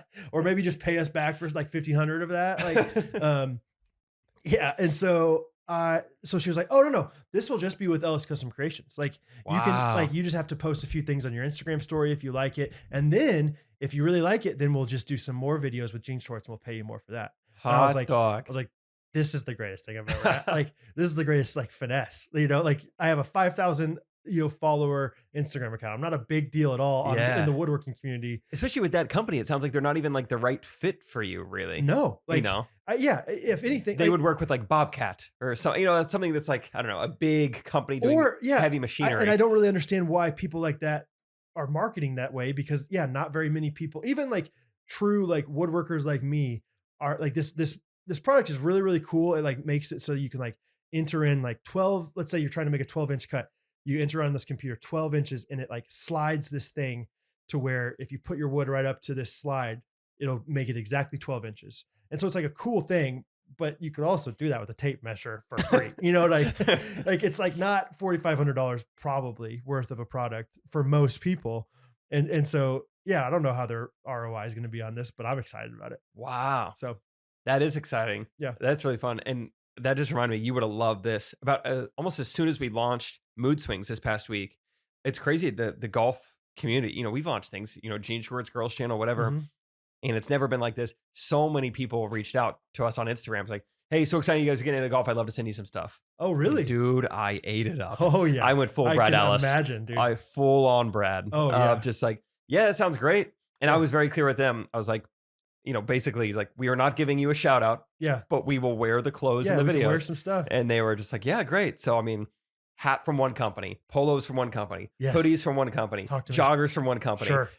Yesterday, Whataburger gave us golf balls. Come on. So it's just like, it's so fun. It's like we have like no followers yet. And all these companies like, hey, I think golf is so competitive. Everyone's trying to get their name out there, I guess. Yeah, there's probably so many companies. And I think there's a lot of money in golf, so it doesn't take much to just, throw something somebody's way for free, I guess. Cool. So yeah, I was loving that. I mean, day one, I was like, we got so many things coming in the mail. Yeah. And of course, now that we have a studio house, I completely forgot about it. I sent them all just my private address. It's like, oh, we finally have a house where I could send them, and I just completely forgot. No but problem. Whatever. So yeah, I thought of you especially because I was like, Trey honestly might give me a hard time that I'm like DMing every single company. We're like, yeah, that sounds great. We'll take 2 hats. Well, he said yes to Whataburger, right? Or was that you? I don't even know if he knew that was coming. I think like they hit up someone and it just got sent to him. But no, that wasn't me. Yeah. I mean, tons of Whataburger stuff. And I was like, this is awesome. Trey got sent probably $400 worth of Whataburger stuff. Just weird, like, I mean, almost every, like... If you're on YouTube, I'll show you a few of them. In the Elvis movie when they talk about when he first made merchandise and they put his name and face on everything, that's what a Whataburger did. Dip Trip. A sauce holder. I got a golf hat. I got golf balls. I got playing cards. I got gift cards. You got a shirt. Brad's got a t-shirt. They had hoodies. They had crew necks. Multiple pairs of socks. Socks. They had... I mean, just swank. Tank tops. Sweaters. More socks. More socks. Oh, I'm actually going to wear this hat for sure. That's a nice hat. Yeah. Yeah, they had snapbacks, rope hats, tube socks. It doesn't really fit right now. Dang. No, it's okay. How's it look? It looks good. Yeah? Looks really, really good. Cool. Yeah, it was that. Yeah, that's exciting though.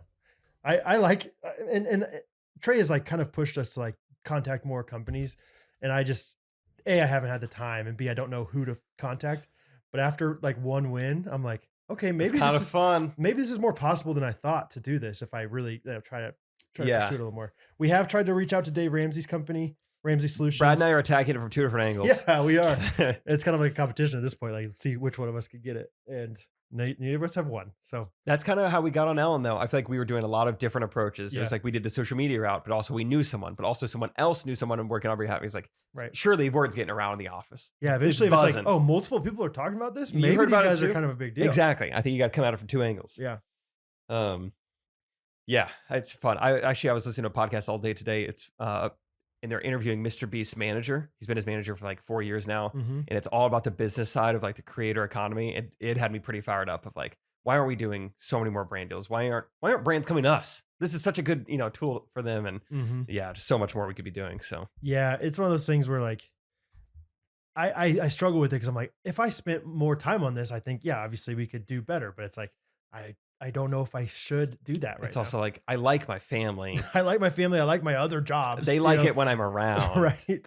So yeah, anyway, a few other things. Let's see.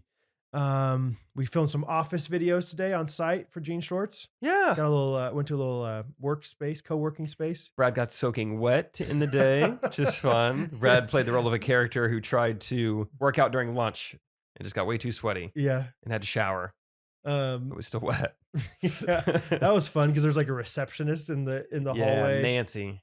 Was her name actually Nancy? Yeah, she's bubbly. Okay. I just like, as we were leaving, I was like, all right, Nancy, see ya. Just like completely jokingly, like just calling her Nancy. Maybe her name wasn't Nancy then. You just said it. I was just very confident, like, because I thought that would be funny to you guys of like, is her name Nancy? And I like, no one said anything, but I thought, and then I was gonna be like, I have no idea. Huh. Now you got me wondering. But we filmed 2 videos. I feel like Jake was on one. Like there were a few times. Really? Yeah. Oh, I don't think I do very good in those videos at all. Oh, really? I just don't know anything about corporate America. Oh, or Ghosties. When this video comes out, all right. I could hear your lips. Yeah, I know that one. That one I did a like 1 on the volume. No, I think there were a few different times. We're often like when we don't have like specific lines written down, we just have like a character idea. We'll just like Trey specifically will just like give us 45 seconds of dialogue. It's plenty of good stuff, but it's hard to remember. It's like, are we brainstorming? Am I supposed to memorize that word for word? Am I supposed to say half of that? Like, do I say one thing? And then like sometimes like he'll say something and then one of us will like also chime in, say like, this too. Oh, that's good. No, midnight. Yeah, exactly. So like call her like your like night and shining armor, midnight and shining armor, whatever. And then like you just kind of leave it being like looking around like, what am I actually supposed to say? Do we think, okay. And there were multiple times where you had lines like that and you one take Jake. I just got all the info in one line. You nailed it. Like there was one time specifically, I remember thinking like, oh, he's gonna screw this up halfway through. Like there's no way he gets through this first time. And you just nailed it. So maybe I deserve to be more, in more roles as the over enthusiastic boss. Is that the one you're thinking of? Just like too high energy. The over enthusiastic one, but there was also one we filmed in 2 different rooms. There was one in the first room. I think it was your routine. So we did 2 different videos today. The first one was work from home versus working in the office. Second one was every type of coworker. And work from home versus in the office. We talk about our routine, and like Jake's routine in the office is like, get up at 6, do a quick workout, all these different things. Oh yeah. Whereas like work from home is literally like wake up, open up your laptop while you're like lying in bed. That was the first shot of the day for me. I was just started off hot. That's what I'm saying, dude. I know you were on one. I felt it. Well, thanks, dude. Yeah. Anyway, that was fun. We did that. That was fun. It's always fun to go on location, I think. Yeah, mix it up. If it were up to me, I would go on location or I'd do a different location every single time. Yeah, I would just go to a different city every time. Sheltered kid goes to California. Sheltered kid goes to Bali. Yeah, just like all these like exotic places. Yeah, everything else is it's just a sweet fatherhood thing. Hattie's been in Texas for the last like 5 days. Okay, she went back down with Catherine's mom when they were visiting here. We're picking her up tomorrow. Fun. But because of that, I feel like I've had really sweet time with Bo. Bo time. It's not like Hattie is difficult at all. Like she's so easygoing, but at the same time, I think she does push Bo's buttons in some way. Oh, I see. I see.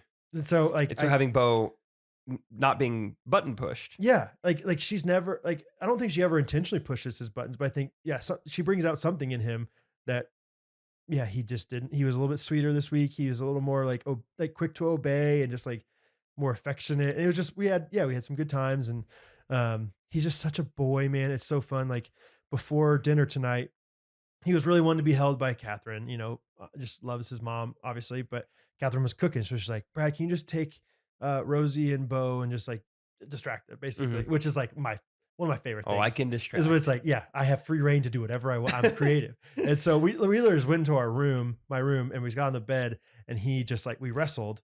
But like his version of wrestling now, he's like to the point now where he's realized like, oh, it's fun to just like throw my whole body on dad. Like, so he like he stands up and kind of scoots back a little bit and then just runs and just jumps. That sounds fun. It's so fun. And like we like hit our heads together pretty hard one time, and he just goes, oh, and he just got up and kept going. like I was like, you should be crying right now, but you're just a tough little dude. And I mean, so many fun times with Bo. yeah, overall, it's just great. So I've missed Hattie. I'm really excited to get her back. Actually, one of the reasons that she went down to Texas was Catherine's mom bought her a sewing set for Christmas, like a sewing machine, like a little kid's sewing machine. Fun. And she wanted to teach her how to do it. Oh, And so there's a video of Hattie learning how to sew on this little machine, and it is the cutest little thing. dude, what a great skill. Yeah, to I be have passed no down. idea. I couldn't. Yeah, without a manual, you give me a sewing machine, I couldn't figure it out in 8 days. I would have to join a master class for it. Yeah. I wouldn't even trust the free information online. Right. I would want to pay for it. And there she Like is, our just, cameo. Just kidding. there she is, just sewing away. That's so fun. It's so cute. So I'm excited to have her I back. want to have Hattie sew me something. Right? Or have her just give her a project. Like, can you sew the Chiefs logo? I don't know what's possible. You Yeah. sew me a Do dress. you know the word blood? Or like maybe you don't know the word blood, but you could probably sew the Chiefs logo, right? Anyway, but yeah, overall, great week, great family time, great friend time. Just have a reputation at the guild. Bad boy. Bad boy. What you gonna do? I'm a bad boy. Would? Saw. Let's get a few voice memos, yeah? Yeah, I'm really uncomfortable that I just did that, like into the camera. Really? But, yeah, I don't love it. Okay. I also was a really uncomfortable character today. The sexual harasser? Yeah, the coworker. I was telling Catherine about that. She's like, "Oh gosh, Amy, you seem tense." And just getting all that hand sanitizer in your hands before. so much." It was funny. Actually, one other quick thing from today's shoot. It was cracking Trey and I up so much. You watching a Jeans Shorts video or a Mood Swings video and acting like it was the funniest thing you'd ever seen. Oh, that was so funny. That was good. Of course, Derek is always thinking opportunistically, like if that's a word. But like he was like, "Is there something there? Like, should we do like an Instagram live of you just watching videos?" Or like, and I was like, "I don't know, maybe." I didn't hear him say that. That's funny. He was on the way over to the co-working space. Yeah, it's a funny idea. Brad just like watching me hit a golf shot and just be like, "Ha, ha, ha, these guys are so funny." But I'm so close. Dang. Oh, and then this guy see when he sings the words that he says. Oh man, that guy's good. Oh, he's making fun of the thing on the back of his shirt. Like, I love their banter. Oh, you could tell these guys really have fun. Yeah. That was like just a random thing that we just did. Yeah, as we were going, it was fun. It was good. Okay, this first voice memo is from Renee, the girl who I haven't listened to the voice memo yet, but it's the girl who recognized Rachel in public last week. So Renee. Excited to hear what she has to say. Yeah, go ahead. Hey, Jake and Brad, it's Renee. I just want to say how much fun it was to see Rachel in Kansas City. And I just wanted to say that I did not get straight A's in college. I did get 1 B in chemistry my freshman year. So my twin sister, however, was a straight A student. Dang. That's what Anyway, I was thinking of. I had a question. So I realized my husband and I lived in Kansas City for about 5 years, and during that time we did like none of the touristy things. I think we like went to the World War I monument and didn't even do the museum at all. Same. And it took us to move away back to the Springfield area to actually be tourists and go to Crown Center or something like that. So I was wondering, what places in Kansas City have you yet not been to, if any, and would you still like to do? Okay, talk to you later, guys. Bye. Renee, fun to hear from you and fun question. I didn't realize she didn't even live in Kansas City, so that's even more crazy that she ran into Rachel. Lives in Springfield now. Yeah, she was just visiting, Yeah, I guess so. doing the touristy things. Going to Fritz's. Fritz's. The trains. Yes. I haven't done the World War I museum. Okay. I mean, if it's something like, I'm sure there's something I haven't done, but I don't know what it is, or else I probably would have done it. You know what I mean? I haven't done the college basketball museum. Oh, I haven't done that either. The college basketball experience. You haven't done that. No. Seems like you should.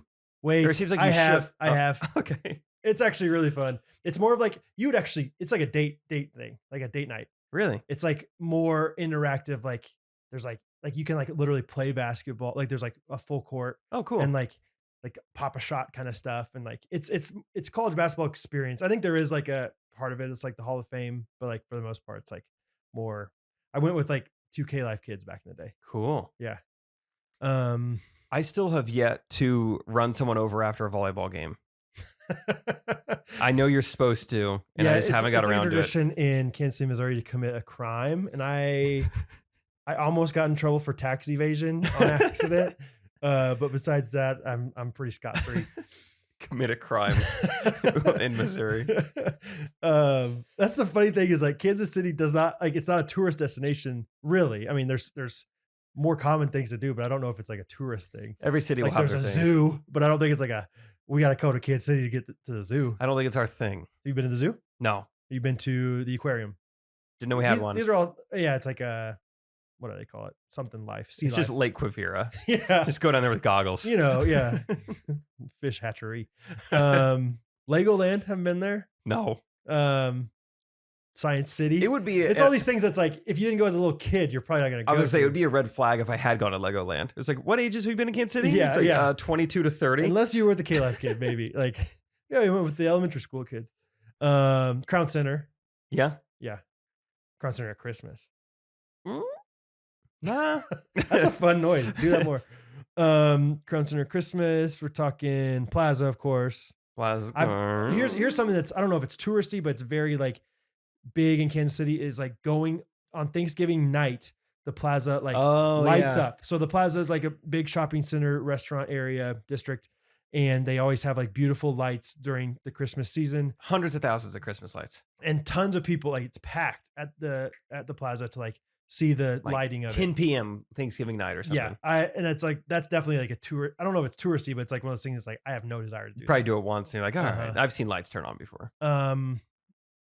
Seen the Chiefs win a World Series. Oh my gosh, dang it. Justin, edit this. Yeah. Why I oughta. Yeah, Chiefs, Royals, Sporting KC. Been to them? Yeah. T-Bones or Monarchs now? No. Okay. Mavericks? Never been to a Mavericks. Never been Mavericks. Never been to that's the tourist destination. Is Minor league hockey. Talk about a date night. Yeah. Kansas Speedway. Ever been there? Been there once Oh. for a Formula One back in the day. I think that's probably about good. it. Yeah. For all the kids, the listeners out there. Yeah. All right, we'll go on to our next one. Renee, thank you for the question. Nice to hear from you. Hey guys, Josh Brumfield here, coming at you from somewhere in the middle of Kansas. All right. I have been loving the content lately. I've been loving the content all along, but I have also been loving it lately. You guys are doing a great job. Keep doing what you're doing. Thank you, Josh. My wife got me a t-shirt press for our anniversary, and I've been having a hard time coming up with good t-shirt ideas. So I figured nobody better to ask than the Ghostrunners themselves. Hold on. What would you guys put on a t-shirt? If you could put anything on a t-shirt, sky's the limit. I want something wacky, something fun, something zany. If it suits your fancy, just let me know what you got. I'm excited to do it, and I'll make you guys some shirts. Be seeing you around. Well, I don't know if I'll be seeing you, but Brad, you'll probably be seeing me. All right. Bye. See you at the construction site, probably, That's so funny that like his wife got him a gift that apparently he had no ambitions to use. Well, that's like, I don't know. There's like traditions, like there's like 5 years is paper, whatever. I don't know what they are. 7 years though, I know is press. So that makes sense. So that at least checks out. Yeah. That's so funny. Yeah. Just like Catherine got me like 45-pound like weights, but I don't have like a bar to put them on. So do you have any use for like 45-pound like Catherine got weights me with a hole in them? a super nice like machete knife, and doggone it, I can't find anything to cut. Yeah. That's so great. And so far I just wear plain t-shirts only, and I just don't know what to do. For anniversary, my wife got me a t-shirt press. I don't have a single idea. Okay. Well, I don't know exactly how t-shirt presses work. Like, how advanced can your graphics be? Is it like, it can only be like cartoony, like words like this? Do you know, or can it be like a little bit of a picture on a t-shirt? I have no idea. Okay. Harrison, today I was actually wearing Harrison's custom shirt. I was wearing the Vibe shirt today. Oh yeah. So you could just do that. Just do a knockoff of Supreme and just put different words in the middle. There's your idea, Brumfield. Put one that says Josh. Just Josh and the Supreme logo. He doesn't see like a Supreme guy, but well, neither am I. But when it says Vibes, it's like that's kind of fun. Yeah. Okay. I like the idea of an Andy Reid silhouette, like just like the outline of his face, and you can see his mustache, and you can see a little hat. I think that'd be a cool shirt. I'd wear that. I would. Okay. I don't know why. That was the first thing I thought of was Andy Reid. Maybe because we're talking about Kansas City football.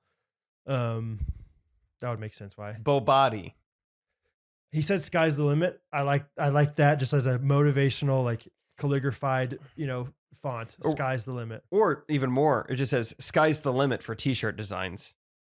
That's Okay. all typed out on your shirt. What about just like my first T-shirt? And like people will be like kind of confused. Like I don't think that's your first. This guy really just wear like polos all his life until now, or yeah. I like the idea of the bonfire tee back in the day. I like maybe expand on that. Shirts. Like bar mitzvah. Just put bar mitzvah on there, or like anniversary shirt. Anniversary. Wedding day. NFL Sunday. Yes. Ooh. Every Sunday you break out the shirt. Yeah. Love it. A guillotine logo. Chips and salsa shirt. Salsa's fun. Guillotine logo would be. See, that seems more up Josh Brumfield's alley. He's not so much a Supreme guy. He's more of a guillotine guy. He's a man's man. What if even less? Let's go even micro. Not even events, but even just moments. Okay. Toothbrush. That's a teeth moment. brushing. Like, okay, I put this on when it's time to brush my teeth. What about late at night? Late at night. Late at night, and that's however you want to define it. That could be a pajama shirt. That could be like your going out shirt. It that just could says be on late it. at night. It just says late at night. Yeah, late at night. What about besides late at night? Let's go earlier than that. Let's go early morning. Saturday morning. So, even more micro. Specific days. It's just a Saturday morning shirt. What if you made your living off of just having specific shirts for every single day and like time of day? Josh, you're welcome. Saturday early afternoon. Yeah. Saturday noon. Sunday if it's raining. Yeah. Rainy Sunday. Yeah, like if then statements almost. Like there's got a certain like crazy thing is like there's a part of me that would kind of like a shirt that said Rainy Sunday on it. It's kind of fun. Like yeah. there's something like simply cool about that to me. Or even Sunny Sunday. That almost feels good together. Like a Sunny Sunday shirt. It's like, I do love Sundays. Or what if you just combine it and just like, instead of Sunny Sunday, just put Sunday. Sunday. Sunday. Say it again. Sunday. I can't pronounce Sunday. Huh. Sunday Sonata. Sunday. Yeah. What do you think? Yeah. Just literally like have Monday, Tuesday.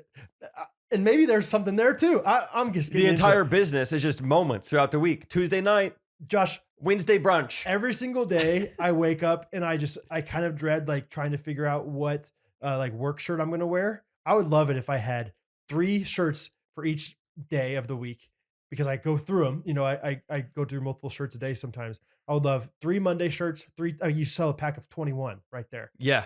That's high volume, baby.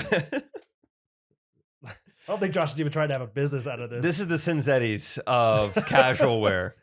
But some guys are just like, I don't want to think about what I'm going to wear. I'm going to wear these things. That'd be so awesome. Do you think it says Monday on it, or you think it's just marketed that way? Like, hey, here's a shirt for every day of the week for you. Or you think it says no? I like the idea that it says the Monday in the shop or Tuesday shooting YouTube. And if you're zany, if you're like a little more of an indie rock kind of guy, you wear the Monday shirt on a Wednesday. Okay. Like that's how you show some personality. That's how you show the guys at the guild. Mm-hmm. Hey, I'm still fun. That's right. I did not know we were going to get all there from that voice memo, but we did. I do like talking about merch, so that's a fun question. I like talking about business. Also that. Calvin Beck's a fun one to talk business with, guys. Really? Continue Good is the name of their company. That's right. Check them out. Shout out. All right, we'll keep going, I suppose. Okay. What's up, Jake and Brad? And not much. I'm recording. Scott. This is your boy Samuelson from Springfield, Missouri. A long-time listener, like 4th-time caller, but you've only ever responded to my calls once. I'm not bitter much. Anyways, I want to congratulate you on 1,000 5-star reviews on Spotify. That is such an accomplishment. We were aware of that. Next, I was listening to episode 93 recently, which is one of your most iconic episodes to date. It was your first rap battle. And I just want to know, why not rap battle again right now? It would be amazing. Brad, you might be able to beat your Mike Trout line you had. And Scott, if you are there, which is a big F, maybe you can rap some about Utah. Anyways, I just want to say I love the pod. I love you guys. And I'm signing off, your Springfield correspondent. All right. Whoa, that's so funny. The voice memo beneath him that we haven't played yet says Grant Holmes, Springfield correspondent. The literal words Springfield correspondent. It says Springfield correspondent in the title of the voice memo, the one right underneath him. I didn't know any of that was going to happen. Okay, so who sent the voice memo in first then? Grant Holmes. did. So I guess Samuel. Well, Sam but is taking which one have we played first? I don't know. What do you think? Ruling on that. Grant kind of claimed it, like remember, like a month or two ago. But it's ever changing. If you claim it, you claim it. But we haven't technically heard what Grant has said, so maybe he's going to claim it again. If he claims it in this audio, Then we it's give it back to him. Grant's. But I think just written doesn't count. It has to be audioly claimed. Gripping. Yeah. Gripping. Samuel Sin, great guy. Springfield is always one of the first people to comment on our YouTube videos. On your feet. Yeah, it's Yeah. always like between midnight and 1 a.m. I always see it, Sam. Right before I go to bed, I see it. He was one of the last people to leave Chick-fil-A on F12. He helped us clean a lot of that area. He's Kanaka guy, serving hearted. He walked some stuff to my truck with me, him and Jeff Boyer. And my truck was far away because it was a packed house, brother. Well, you didn't grow up driving. You got to That's walk right. a little bit. I forgot to drive. 93. Episode 93 was, let's see. Our first rap battle. Oh, sorry. I didn't know it was actually called that. I didn't know it was called that either. I don't remember titling it that. Would you get 3 of your fingers removed for $200 million? Are dogs' mouths actually cleaner than humans? Also, what gives you the right? That's fun. That's what I Yeah. put in the description. What gives We you the talked right? about that. Would you remove 3 of your fingers for $200 million? That's a pretty funny idea. Yeah, it depends on. I'm sure we talked about this back then. It depends on the fingers. Totally depends on the No, fingers. it doesn't. No, it doesn't. You believe in prosthetics, huh? I believe in $200 million. Changing your life, brother. Generational wealth right there. I don't know. Some are really important. But 3 fingers, it's either like most of one hand or like just like a little, like, I guess the fourth, like if you take off both thumbs, I'm in trouble. Oh yeah. But any other combination, I'm fine. Like take off these 3 fingers, I'll just give a, whatever this is, Texas Red Raiders, Texas Tech Red Raiders, and then I'll be fine on this hand. No way. I don't know what I said in episode 93. I could play guitar, with one hand. Whatever. It'd be fine. I think having to work for your money is such a valuable thing. If you were just given the money, then it'd be like, all right, what do I want to do all day? Golf? Oh, I can't hold on to the club. I guess I'll give it to that Hawaiian. I'm personally of the belief that working does nothing for your ego or your identity or like self-worth or Pointless. yeah, there's nothing biblical about working. So personally, I would love to just get paid to get hit by a car or to get, And just kind of sit and just cut off click the Apple TV with the fingers I have left. with my nose. Yeah, like the urinal touchscreen. Yeah. Okay. So what was the question that Sam? Oh, He rap wanted us to battle? rap battle. I mean, let's be honest. You and I are good at rap battling. Scott's the best. So we need to wait till Scott's back, right?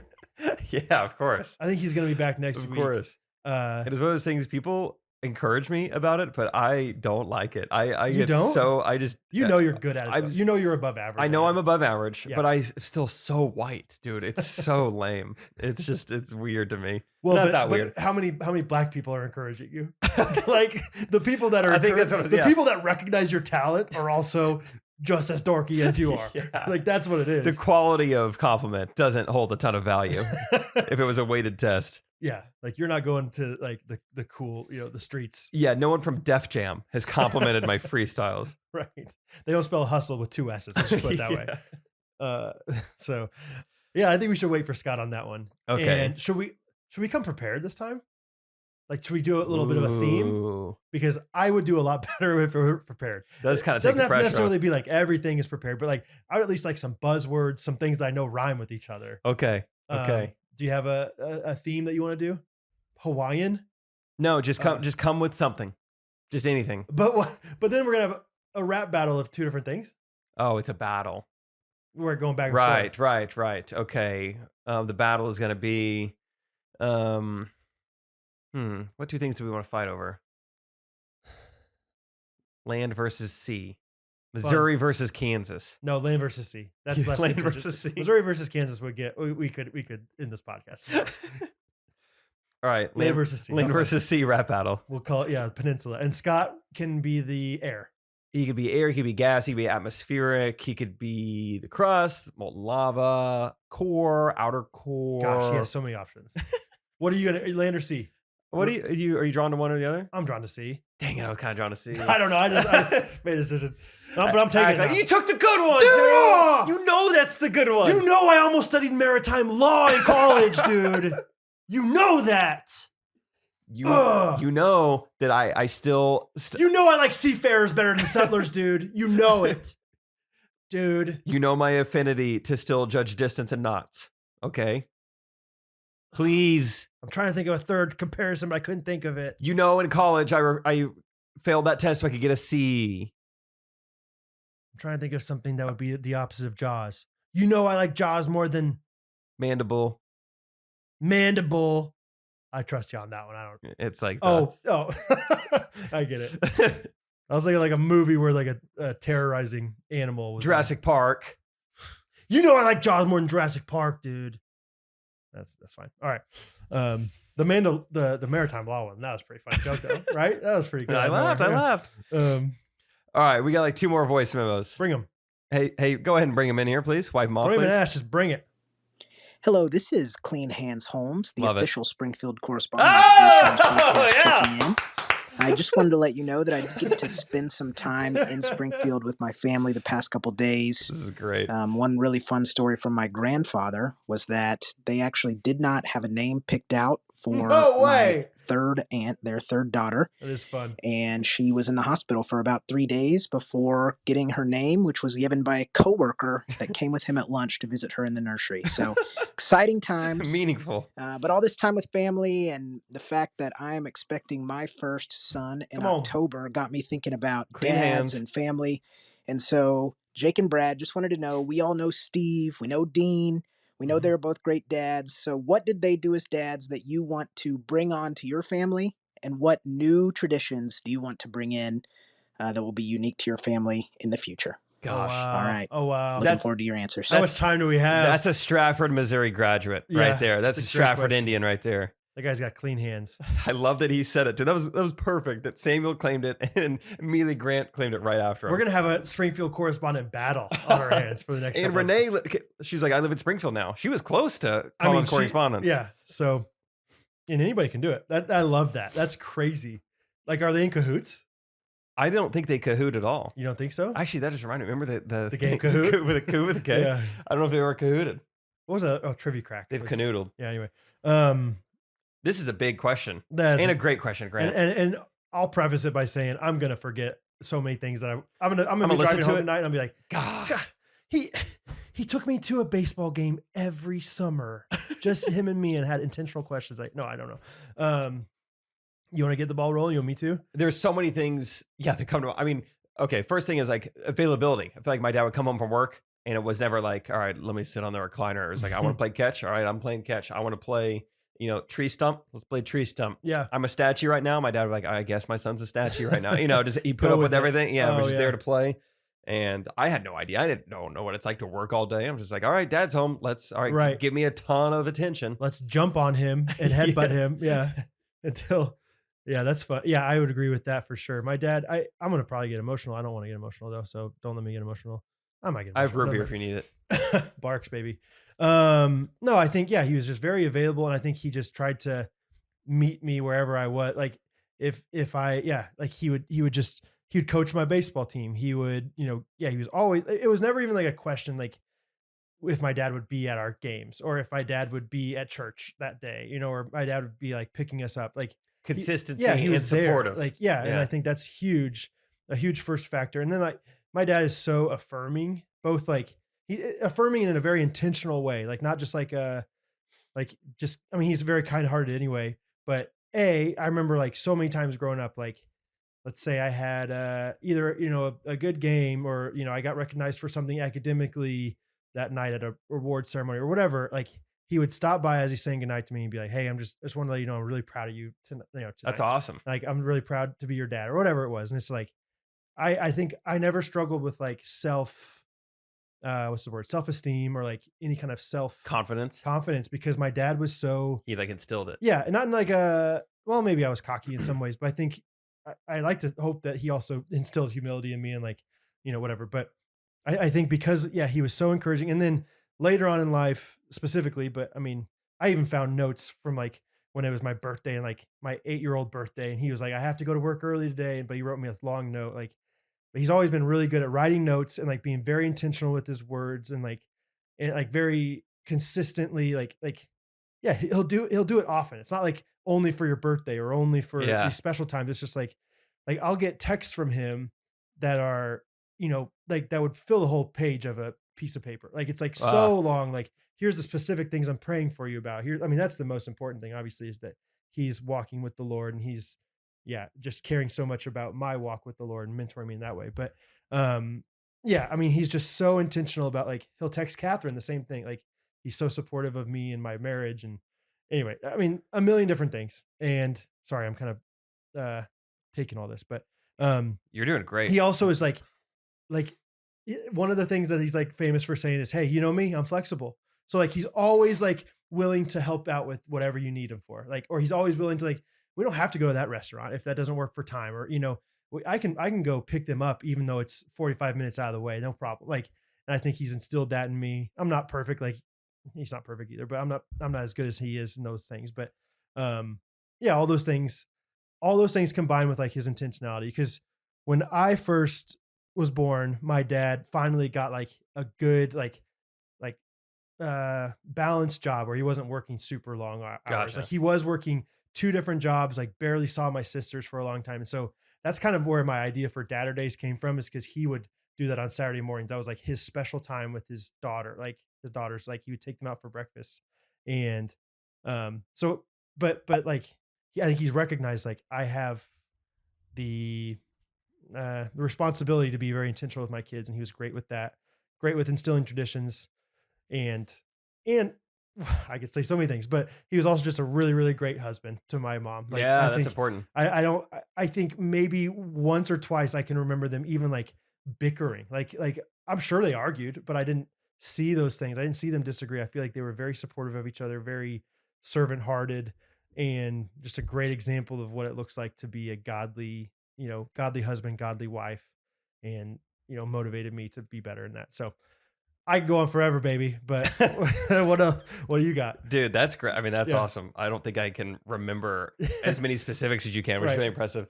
Other things I think I've heard, things that my dad is even still doing now, which is cool. That, I think it never stops, that example you set in fatherhood. Because, I mean, now it's so fun to see just like, and sometimes I'll give him a hard time about it, but just like still how servant hearted he is. And like, okay, both of his parents are having like health issues. Okay, I'm gonna be there every single day. I'm gonna mow your lawn. I'm gonna do whatever you need. And then he got the headlamp so he can be like, my uncle is having all these health issues. Like, hey, I'm gonna be there every single day. Whatever you need, I'm gonna mow your lawn. Totally. Whatever you need around the house. Right. I think my dad is just bouncing around constantly from family member to family member, doing whatever they need for him. He's also taken to, I mean, ever since I've been in high school, there's been like certain members of the Stratford community that have special needs, and I think every small town has these people, right? Yeah. You don't even know their last names. And, you just like, it's so-and-so and so-and-so. They come to every game. They love the sports. They're always there, or whatever. And my dad and just one of his friends, I think one of my dad's friends, actually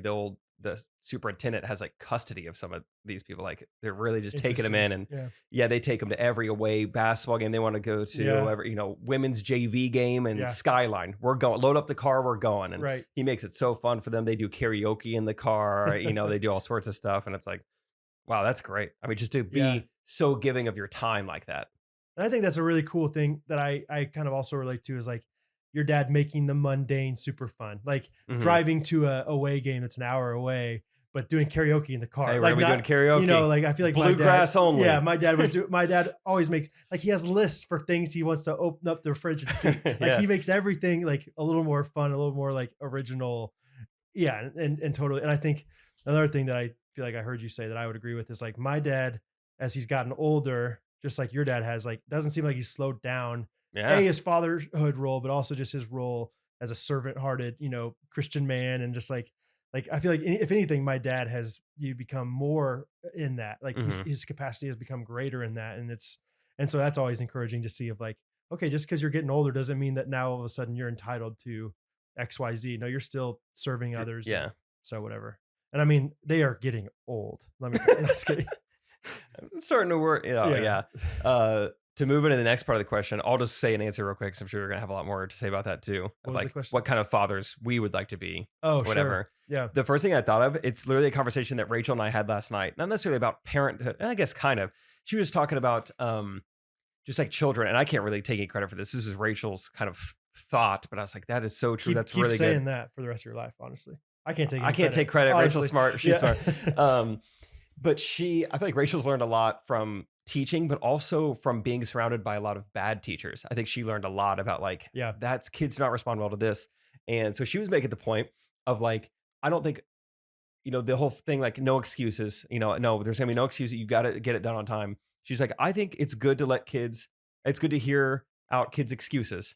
I think that's important. You can shut a kid down so easily if you're like, hey, I asked you to do that and you didn't do it.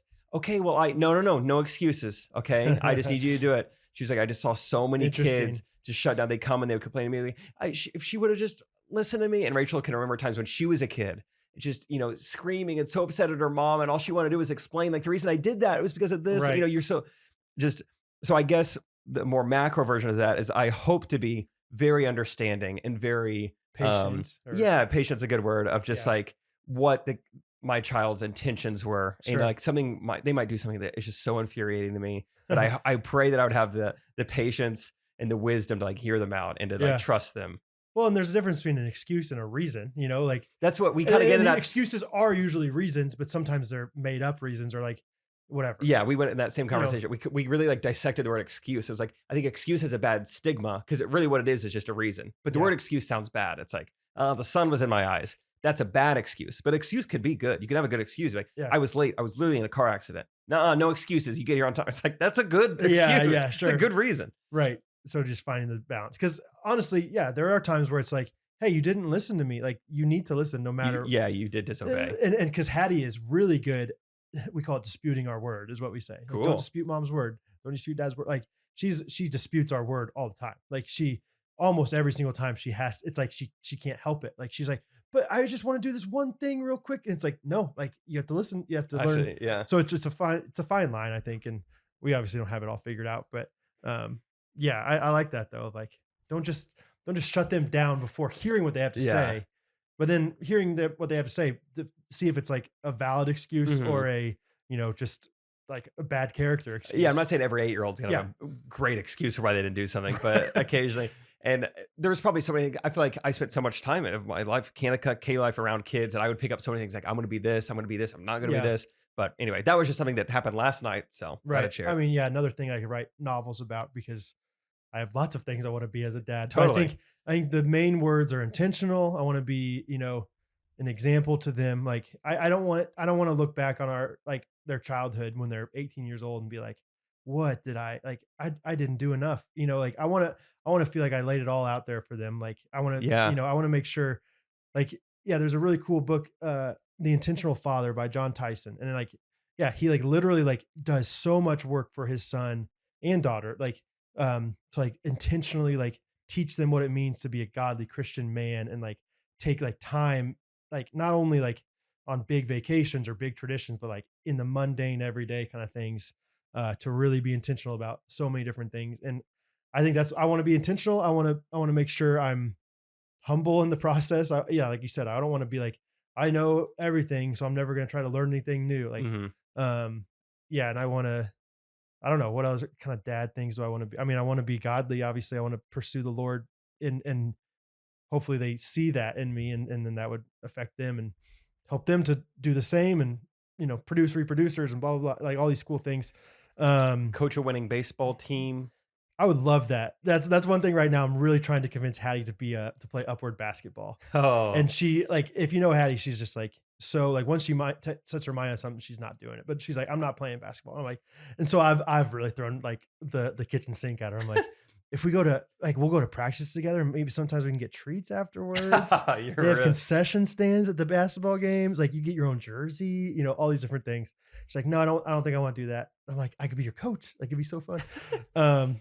But yeah, I think overall I want to be available. I want to be there and I want to put them first. I think those are the big things. Cause of course, especially now, with all these cool things happening in my own personal life that don't really have to do with them, where it's woodworking, podcasting YouTube stuff. That's not really connected them very much, except for with me.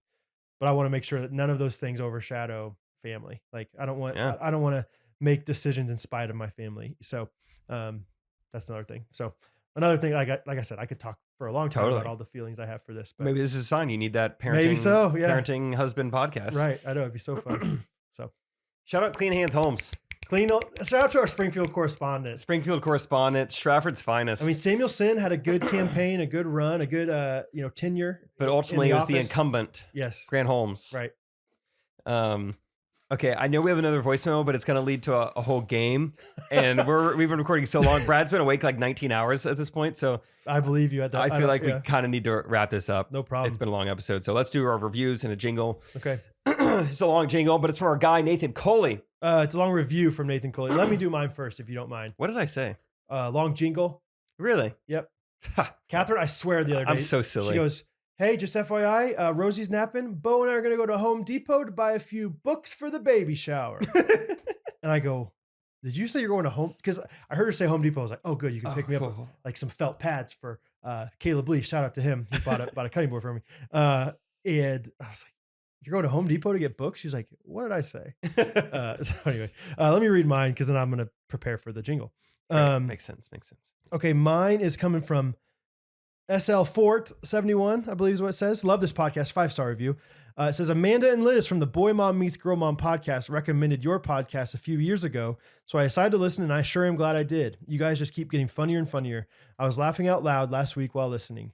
Please continue doing what you do because it's such a blessing. I always look forward to Monday mornings, which is such a strange thing to say.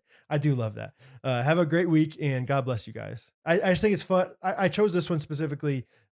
The kind words were great, but I think it's so fun that Amanda and Liz are connecting people to our podcast because I think we've also connected people to theirs. Yeah. And Liz is a big fan of ours. So anyway, just shout out to the Boy Mom Meets Girl Mom podcast. They're a really fun, mom-centered, just hilarious Southern. Bless Biden. That's them. So, Bless. Anyway. Thank you. The review I'm going to read is from Nathan Coley. I think that's how you pronounce his last name. Either way, he does our thumbnails for us. So shout out Nathan. And if we ever lose both of them, he'll do our index fingernails. Nice. His title is An Oasis. I need a drink after that today. I want to go back to the drawing board on that one. All right, go ahead. This guy. Okay. Review says An Oasis in a Desert, a really long podcast review. The Ghostrunners podcast provides something I look for from almost every entertainer I watch or listen to: authenticity. If I'm watching streamers, film critics, political hosts, etc., some of my favorite moments watching them come when they're a bit out of character, doing something outside of their main occupation. Seeing them at their most real and authentic is often the most entertaining content for me. For most creators, these moments are like oasi Yeah. in a desert. Oasi. But for I see. I see now. But for the Ghostrunners, that's just what's expected every Monday morning. More broadly, the podcast is an oasis in a desert full of creators. They stand out among the rest for their authenticity, and that's what keeps me coming back. Not only is the authenticity something to appreciate, but also just their energy. This was the most noticeable for me just a couple nights ago. I'm leaving for college soon, and I was seeing a group of friends for the last time. When we all said goodbye, and I started driving home, I was driving in silence for a while and getting pretty emotional, just reminiscing on the last 4 years and how much I'll miss my friends. I needed something that would make me smile and laugh, just as a little pick-me-up, I guess. That's when I started playing the KC Rock Anthem, the jingle from episode 165 to Party Rock Anthem. I had previously commented on that jingle being 4 minutes of pure joy, and that really showed that night. I was driving at 11:30 p.m. listening to Brad screaming fan-made lyrics into a microphone while Scott and Jake are dying laughing. It was given the joy I really felt I needed.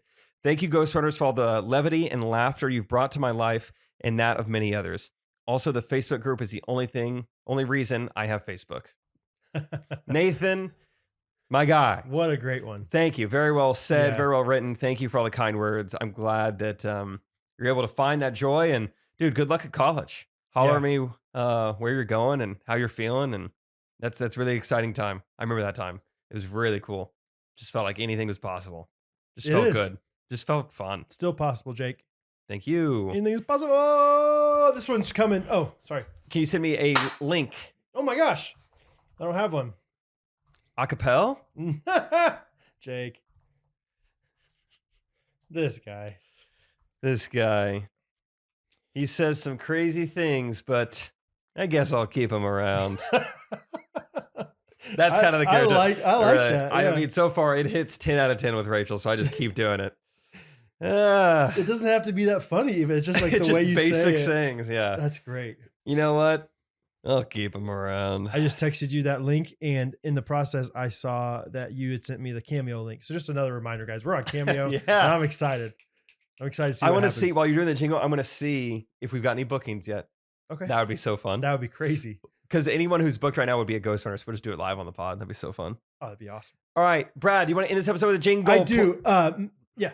That's it. Question mark. Matthew Vaughn wrote this one. As far as I can remember, he's a first-time writer. Vaughn or VON? Anghan. Oh, Vahan.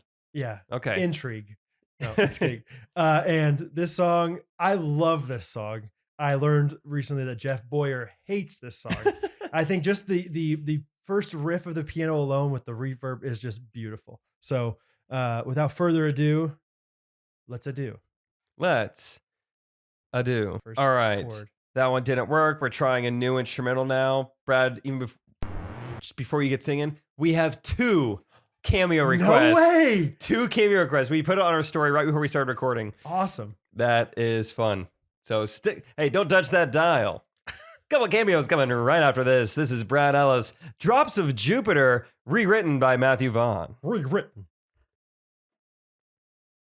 I pressed play several seconds ago and nothing's happening yet. There it is. Hey! Oh, oh, oh, oh. The YouTube version that cuts out the jingle is just going to go straight from like, let's get started with the jingle. Just you doing the tomahawk chop. Like, what happened? What happened in this jingle? I will mash up the tomahawk chop every time I can, baby. Into anything. Matthew, thank you for writing that. Brad, great job as always. Thanks, shout out dude. Train. Shout out to the original songwriters. And that was Renee's favorite, lead singer poster. Remember, she had a poster of Train on her wall. Remember that?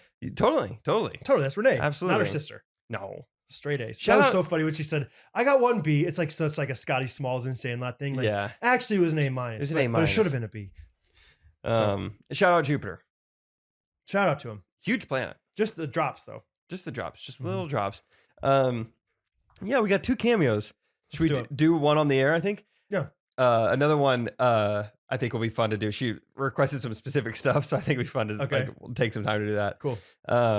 So this is from, I actually recognize them. I went to college with them. It's from Jennifer. It's for her husband, Colin. She says, tomorrow's his birthday. You guys are the comedians. You know what to do. But then she also goes on to say, like, we went to school with Jake. My husband, Colin, loves the pod and your videos. He finds all the characters you do funny. Trump, conservative dad, sheltered kid. Okay, go ahead. You ready right now? Yeah, sure. Love it. This job's a joke. I love that line in The Office. You got any time? Yeah, this job's a joke. Okay, I still don't know if you hold it down or just press it once to We had a record, hard time with that earlier. but we'll just figure it out. I'm going to hold down. Colin's turning 32 okay. tomorrow. Okay, go ahead. This is going to be great. Okay. Colin, what's up, dude? Happy birthday. First of all, Wait, what are you doing? sorry. I was going to say happy birthday, but I thought we were calling him. no, cameo. Hey, okay, so no. Colin, happy birthday, man. 32 years young? Are you kidding me, man? Lick 'em Bearcats, Colin. Give me something to tell Colin about Trump, or with Trump's voice. Colin, Oh, thanks for giving me that advice, Jake. I hope your birthday's incredible, fantastic, wonderful. Okay? I hope if your birthday has pronouns, it would be wonderful him. This is good.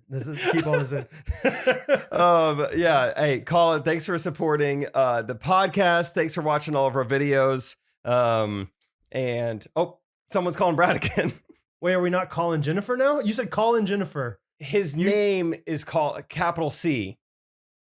His name's Colin Capital C. Yeah, he kneels before the anthem. I don't know. Okay, see. Thanks, man. Okay. All right. Live on the air. Posted on Monday. And that is how the sausage is made, everybody. Colin Capercy. That's fun. Okay. We can't promise that they will all be verbatim to that. But we can promise that we're going to have fun in every single one. We're going to try to stick to that script, though. Yeah. As close as we can to that. Dude, I'll be honest. The first time you said that, I didn't even get the Colin joke, that his name is Colin. Really? Yeah. You were like, but good for you for going with it and not just totally. Yeah. Totally. That's awesome. All right. Upload. I guess we did it. I guess we just made some money. Oh, that's fun. Cameo takes a cut. $30 for you guys. $22.50 for us. Hey. So if you do get fired or quit your job, you can get Venmo'd back $22.50. Oh, fun little sode. I'm starting to look forward. I have always loved the podcast. When people ask, like, you're doing a lot of things, what's your favorite thing? I've always said Ghostrunners, but something lately, I've looked forward to it even more. I don't know what that is. I can't pinpoint it. I just look forward to it even more recently. I like that. I'm not going to try to diagnose it. Yeah, that's all I'm saying. Yeah. I have really been looking forward to it. I talked about it on Sporty Good Times this week of like, yeah, there's sometimes where as I'm driving, I'm like, I wouldn't mind going to bed in an hour rather than going and recording the podcast. But every time I get here, it's just nonstop fun. So I've never thought like while we're recording, I don't want to be here. Get me out of here. Yeah. Carry me out of here. So anyway. I'm looking at this guy like, where's the door? Is there a fire exit in the back? I don't know how to do it yet. Hey, teach me. It's not my character, guys. Sorry. I said that's not my character. I shouldn't have said that. Oh, dang it. Okay. I'll practice. Practice on camera. As I will also practice my sea rap. They call me the sea monster. Yeah. Okay. You want to swim with the sea monster? But you like to swim with the sea monster, huh? Okay. So yeah, stay tuned next week. Hopefully Scott could join and we will do land versus sea rap battle. Fun. It's going to be great. We love you guys. Thank you so much. Have a good week. Yes. Love you, Kat. Bye. Ghostrunners Podcast.